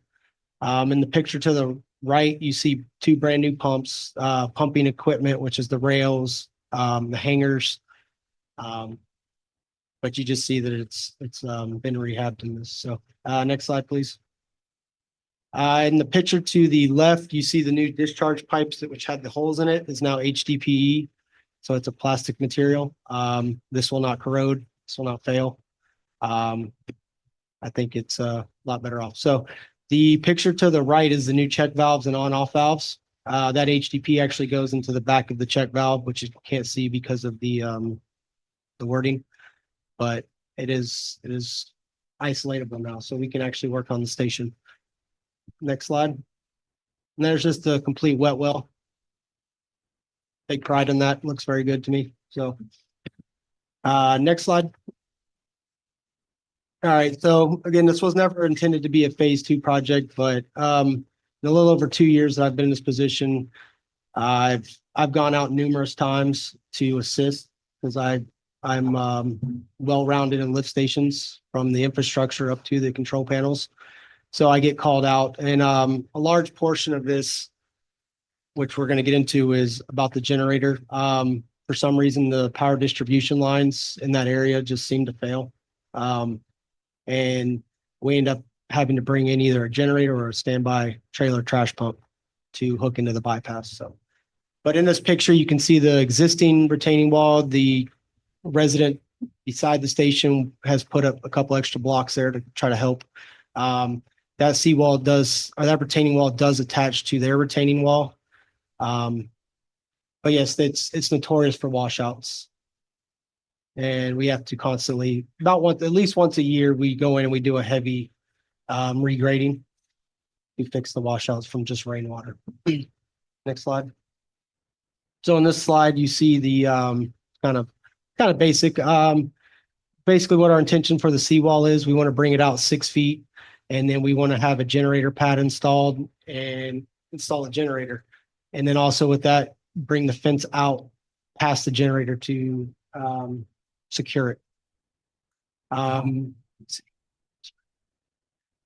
of the second phase will be to build a FDOT standard retaining wall that meets the customer's retaining wall and then wraps around the station to try to eliminate some of this washout. Obviously, the concrete pad for a generator, and then we have to go out to bid for a generator. It's above the approval limit for the size of the unit. With that, we'll also include the automatic transfer switch, which detects utility power. And we will be bringing that back to council if we're granted to move forward with this. So. Okay. Any questions? Seeing none. Item number 15, Crystal Lake Club AVB install dates. Alrighty. After October's rate increases for water and wastewater, or water and sewer, sorry. Residents from Crystal Lake, obviously they water through their domestic, they irrigate through their domestic water meter, causing their bill to spike. And a lot of that is the sewer charges. But it was also made aware that these customers have no backflow prevention. And that's an issue. So what's going on right now is the Crystal Lake Club is proposing that they're going to do a irrigation well system, and they're allowing their customers to connect to that system for $1,400. But our ordinance states anybody out of compliance for backflow prevention has 15 days to correct any deficiencies. The Crystal Lake Club is estimating 18 months of construction before they will be off the system with irrigation. This does affect everybody throughout the city. This isn't just Crystal Lake. So that has to be taken into consideration this evening. And I guess we need to establish a day from the time the letter's distributed, or how many days from the time the letter is distributed to allow these residents to meet compliance. Okay. You said it's going to take 18 months? For the irrigation system, yes, sir. Okay.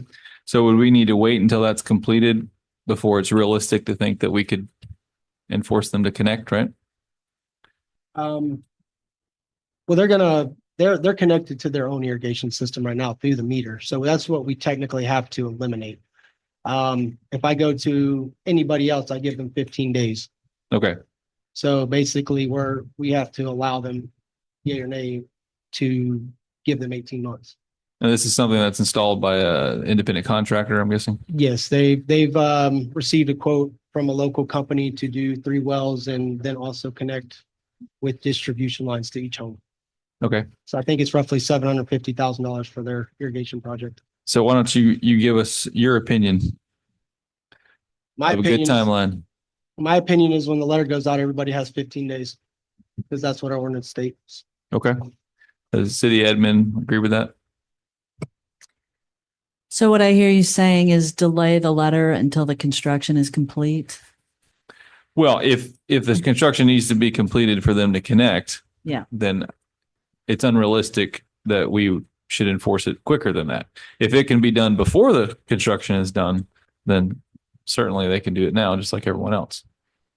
So that's just why I'm trying to ask. And the question is, can it be done before that 18-month construction, or do we have to realistically wait until it's done? Well, I think all the options are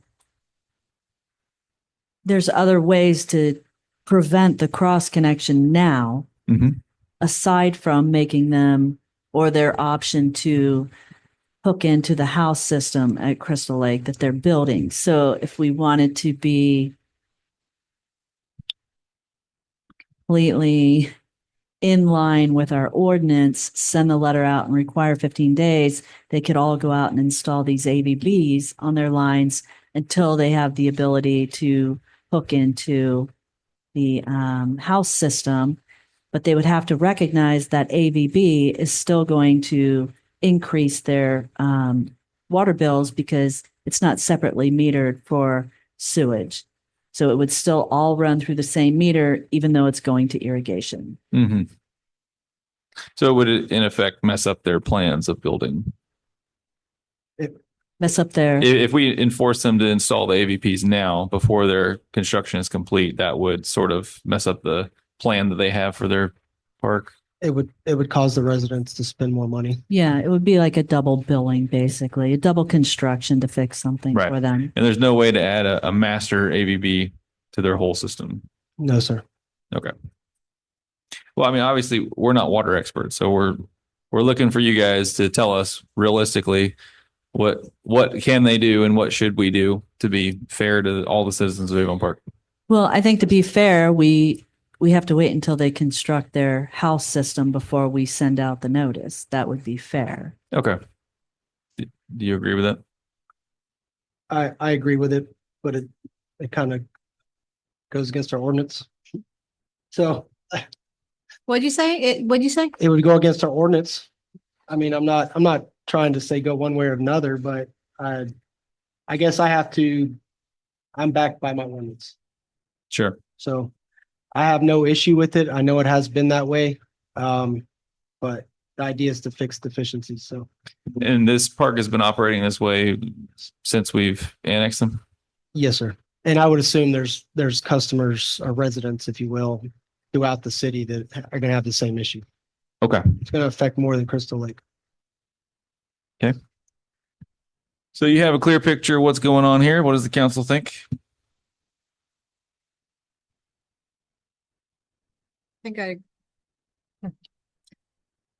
We all seem to like the way that Miss Kelly does business, apparently. So she has a suggestion that seems like a decent one. Yeah, it's a decent one. I have to agree with you. Okay. I agree.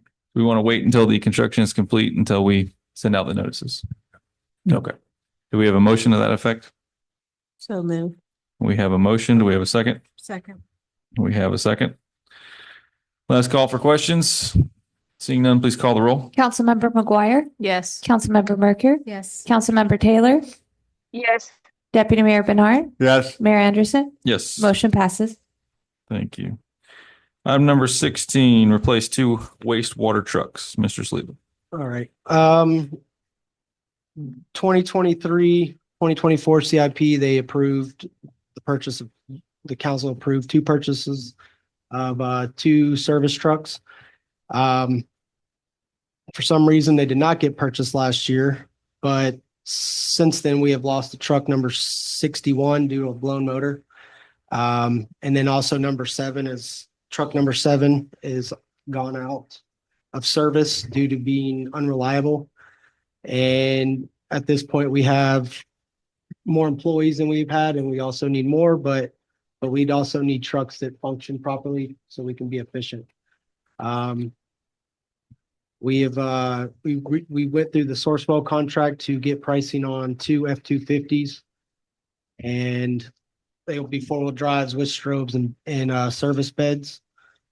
And the total of the purchase price is $150,280. And that'll leave us a remaining balance of $164,732 within the CIP budget for trucks. Okay, any questions on this purchase? No, that's something already budgeted, right? They are, yes. Do we have? Mayor, I have a question. I heard him say one of the vehicles was blown to inoperable due to a blown engine. Correct. What would cause of that? I can't answer that question at the moment. Maybe I can answer it. Maybe failed to put oil in it. We don't have a No mechanics comment. report in front of us, correct? I don't have a maintenance. It is a 2013. It has about 150,000 miles on it. The repair, the initial CIP was approved on being, the maintenance costs were higher than what the truck value was. Okay. Yeah, I guess, we love to come before the council and say, you got 150,000 miles on it. And I'm thinking maybe we should have probably got about 350 miles out of it instead of 160. I mean, we did hire another mechanic. And so if we got a blown engine somewhere, I'm concerned about that. Okay. Perhaps you could provide mechanic background or the maintenance background on that particular vehicle at a future meeting. I can do that. Okay. Is it notorious for this size type of truck, Ford, which is F-250 with the size of the motor in it? Isn't that notorious for getting blown engines, that this specific engine? I can't answer that. Oh, Sorry. I know they idle a lot. We try to turn trucks off where we can. They get used day in and day out. I can't currently tell you why this truck hasn't been. So. Okay. Well, I guess, Jared, my only question is, Jared, is if you're going to come to the council and tell the council that they need another vehicle or two vehicles, and then you go and report and say one is a blown engine, you would probably want to report to the council of what happened to those particular trucks, instead of just wear and tear. Because like I said, you're talking about a 213, whatever year truck it is, and then you go on and say I have 150,000 miles on it. In my estimation, by the time it get to 150,000 miles, it should be humming, and there should be a lot more miles that should be in it. 150,000 miles. Okay. All right. So we have a purchase agreement in front of us. Do we have a motion? Make a motion to approve the purchase of two two wastewater trucks as presented. Second. We have a motion and a second. Any further questions? Seeing none, please call a roll. Councilmember McGuire? Yes. Councilmember Mercure? yes. Councilmember Taylor? No. Deputy Mayor Bernard? Yes. Mayor Anderson? Yes, Motion passes. thank you. Item number 17, we have mechanics uniform. Can I ask a question about that last issue before we move on, please? Make it quick. I'll try. You do have inspection reports. How often do you do those? Monthly or quarterly, year? Well, how often? They're supposed to be doing a weekly maintenance report. Oh, weekly. Okay. And they turn that into you? They I heard keep it in the truck. Sorry. They keep it in the truck? Yes, so the mechanics can see it. Why wouldn't the mechanics keep it? Just curious, just asking. Yeah. They should have their own set of records, right? Yeah, yes, ma'am. And they're off, I would assume office space, filing space. I mean, we have X amount of trucks, and they originally had us doing daily checks. Mhm. We kind of went back and forth a little bit, and we got it down to a weekly check because of the amount of paper that was going out. It's just storing it. Okay. So I know the mechanics keep logs, purchase logs, maintenance logs. So I'm gonna get you guys that, you all that, sorry. All right, mechanic uniform, item number 17. Hi, Jared Watson, Public Works Supervisor. We've got a proposal for Vestas for just the mechanic uniforms for now, maybe possibly later on, trying to add on the sanitation and maybe the water department with sewage and everything. This proposal's basically stating that each mechanic will get 12 pairs of pants, 12 shirts, and reusable shop towels, which for that weekly price is going to be around $100 a weekly price is $25.10. So you're looking around $100 a month for just 3 mechanics. So currently right now they're using blue shop towels, and those shop towels cost around $15 a box, give or take. And those are disposable. Now the red towels that this company will provide is included with that price for $25.10. And they get 125 red towels, and they throw them in a bin. They come by, pick them up and clean them and drop more off for the guys.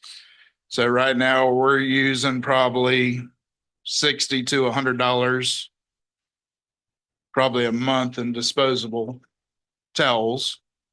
So that alone kind of saves us some money. And then the mechanics uniforms, the company, like I said, provides 12 pairs of pants and shirts, and then they come by and clean and drop off new uniforms. So these mechanics aren't bringing home their uniforms and covered in diesel and hydraulic fluid and everything and washing it in their own washer and dryer. Okay, any questions on the uniform purchase? I have a question on the uniform. Has anybody checked into the disposable white suits? And if it's cheaper than us paying for mechanics uniforms? Not at this time, because a lot of those get real hot, and these mechanics work outside, and it's probably 90 to 100 degrees during the middle of summer. So that's probably their body heat's going to be up to close to 110 to 120 probably. It's just too hot. Okay, any other questions on the uniforms? Seeing none, do we have a motion to approve? I'll make the motion to approve D18 for, is it D18? 17. Sorry, D17 for the mechanic uniform service. Second. We have a motion and a second. Any last call for questions? Seeing none, please call the roll. Councilmember McGuire, Yes. Councilmember Merker, Yes. Councilmember Taylor, No. Deputy Mayor Bernard, Yes. Mayor Anderson, Yes. motion passes. So I have one more question on that, Jared. Whenever you went out to get a bid from this company, which is actually a really good price, do you get bids from other companies also? Yes, Andy and Desiree, my foreman, Mhm. they had gone out. I had a meeting, so I wasn't there with the other one, but they said it took them 3 months to even get them a quote, Okay. and their quote was a lot higher than Vestas. Okay. So Okay, item number 18, Avon Park Housing Authority Board appointment. Yes, sir. Thank you. We have 3 applicants who are looking to fill the final vacancy on the Avon Park Housing Authority Board. All applicants have had reference checks, and that was provided to you in your agenda packets. I have Crystal Bryant, Maria Williams, and Jane Braylinger are the applicants. And I'll answer any questions. Okay. There's only one open spot. Is that Yes, correct? sir. And there are no alternates there. Correct. Okay.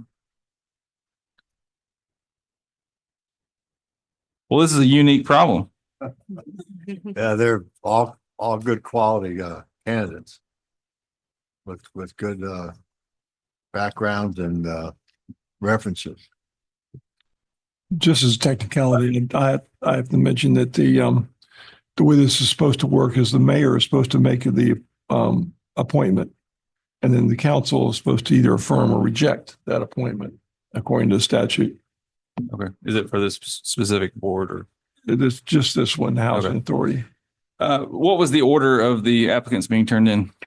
I received application first from Crystal Bryant, second from Maria Williams, and third from Jane Braylinger. Okay. And I see Jane out there. Is any of the other applicants here? Yes, Miss Bryant is also in the audience. Mayor, can I speak? Yes, ma'am. Mayor, it needs to be brought to your attention, and I'm not sure if you're aware of it, but at the last meeting when we chose housing, we chose to put applicants on the housing authority. We actually had 3 positions open that night, but it was a mistake made and say that there were 2. But that night, it was actually 3 positions available. And Crystal was, at the time, she was the only one had her application in. That she, if we had known that it was 3 open, we probably would have chose her at our last meeting. Yeah. Is that true? At the time, I had only had Miss Bryant's application. The others came after. Okay. Is there any questions council would like to ask any of the applicants? No. I have a question for Miss Bryant. Just because I don't know you and I just want to ask.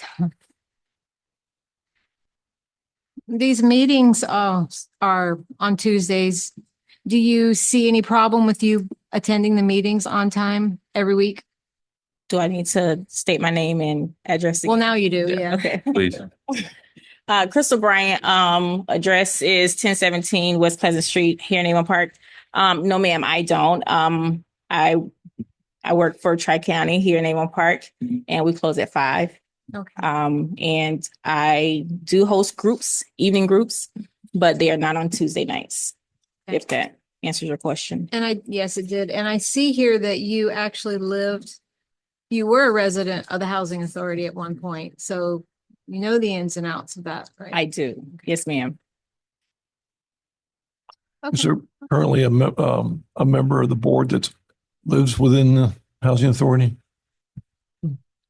Thank you. Okay.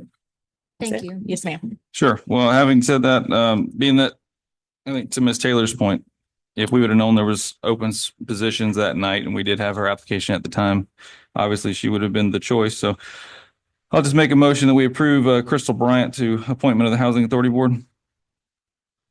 I'll second. We have a motion and a second. Any questions? Seeing none, please call the roll. Councilmember McGuire, Yes. Councilmember Mercure, Yes. Councilmember Taylor, Yes. Deputy Mayor Bernard, Yes. Mayor Anderson. Yes. Motion passes. There are other boards, people. Feel free. Chrissy, do you know the availability and the vacancies on any of the other boards right now? I think we're good to go now. We have them all filled. All filled. Yes, Okay. except for alternate positions on the CRA, and that's for Airport and Main Street. Okay. All right. Item number 19, Fire Pension Board appointments. I'll take this one. So Foster and Foster, the city's plan administrator for the Avon Park Fire Pension Board, has informed us that Miss Samantha Mutasami's term has expired as of April 11th. If reappointed, her term will last another 4 years, and Miss Mutasami has confirmed her interest in continuing to serve on the board and is available here tonight for any questions. Okay. Do we have any questions for her? I have a question for Christy. And Christy, I know this may sound redundant, but one of the things I'm interested in not just the knowledge and what they bring to the table, but I'm interested in the attendance of the applicants when they are on the board. Do you have anything on Ms. Samimuchi? I do not have anything with me. the pension boards don't fall under my tracking. I'd be happy to reach out to the plan administrator for more information if you'd like. Okay, maybe. We do have an maybe, individual from the plan administration board here who can answer your question. Mr. West, name and Lauren address. West, Chairman of the Avon Park Pitching Board, 637 East Cornell. She's an excellent member. She just finished a program in the TLC program, which is our highest level of the FPPTA, which is the Florida Public Pension Trustees Association. And I really recommend that you guys put her back on that board. We really need her. She's wonderful. And what is her attendance like? Her attendance is excellent. She attends every meeting plus every school. And anytime she gets a chance to get an education, she tries to get it. Thank you. As the liaison, I can second that. Excellent. Thank you, Mr. West. All right, I'll make a motion that we reappoint Ms. Mutusami to the Fire Pension Board. Second. We have a motion. We have a second. Last call for questions. Seeing none, please call the roll. Councilmember McGuire? Yes. Councilmember Mercure? Yes. Councilmember Taylor? Yes. Deputy Mayor Bernard? Yes. Mayor Anderson? Yes. Motion passes. Last but not least, item number 20, the regular updates from city manager. Thank you. I'll make this quick. To my right, you will see our new CRA Economic Development Manager, Jessica Carlson. We're all very happy to have her here. Please feel free to contact her with your ideas for Main Street and the CRA and economic development. May 26th is Memorial Day, and you have a city council meeting scheduled for that night. Would you prefer to cancel it, reschedule it? How would you like to proceed? Do you anticipate a heavy agenda? I don't have a heavy agenda right now for May, but the second one in April is probably going to be a repeat of this. Pretty heavy. Well, if there's no reason to have it, anything pressing on the agenda, then certainly canceling it is my vote. That's my vote too. I assume that shortly after that, we'll be having extra meetings when it comes to budget. Yes. So I think an extra break at that time is perfect timing for us. Yeah. Agreed. Do you need a motion to that effect? Yes, please. Make a motion that we cancel that meeting. Second. Last call for questions. Seeing none, please call the roll. Councilmember McGuire? Yes. Councilmember Mercure? Yes. Councilmember Taylor? Yes. Deputy Mayor Bernard? Yes. Mayor Anderson? Yes. Motion passes. And lastly, I'd like to thank you all for your faith in me. I am proud to be the city manager of Avon Park. Thank you. Thank you very much. Mayor, Yes. I have a question for Dr. Kelly. I'm Okay. showing on my schedule Tuesday the 22nd. Do we still have a special meeting of No, April? we do not, because we are going back out to bid on the Brickell RFP. Thank you Okay. for asking. Okay. Thank you. Okay, well, that Thank concludes our regularly scheduled agenda. Is there anything else for the good of the city?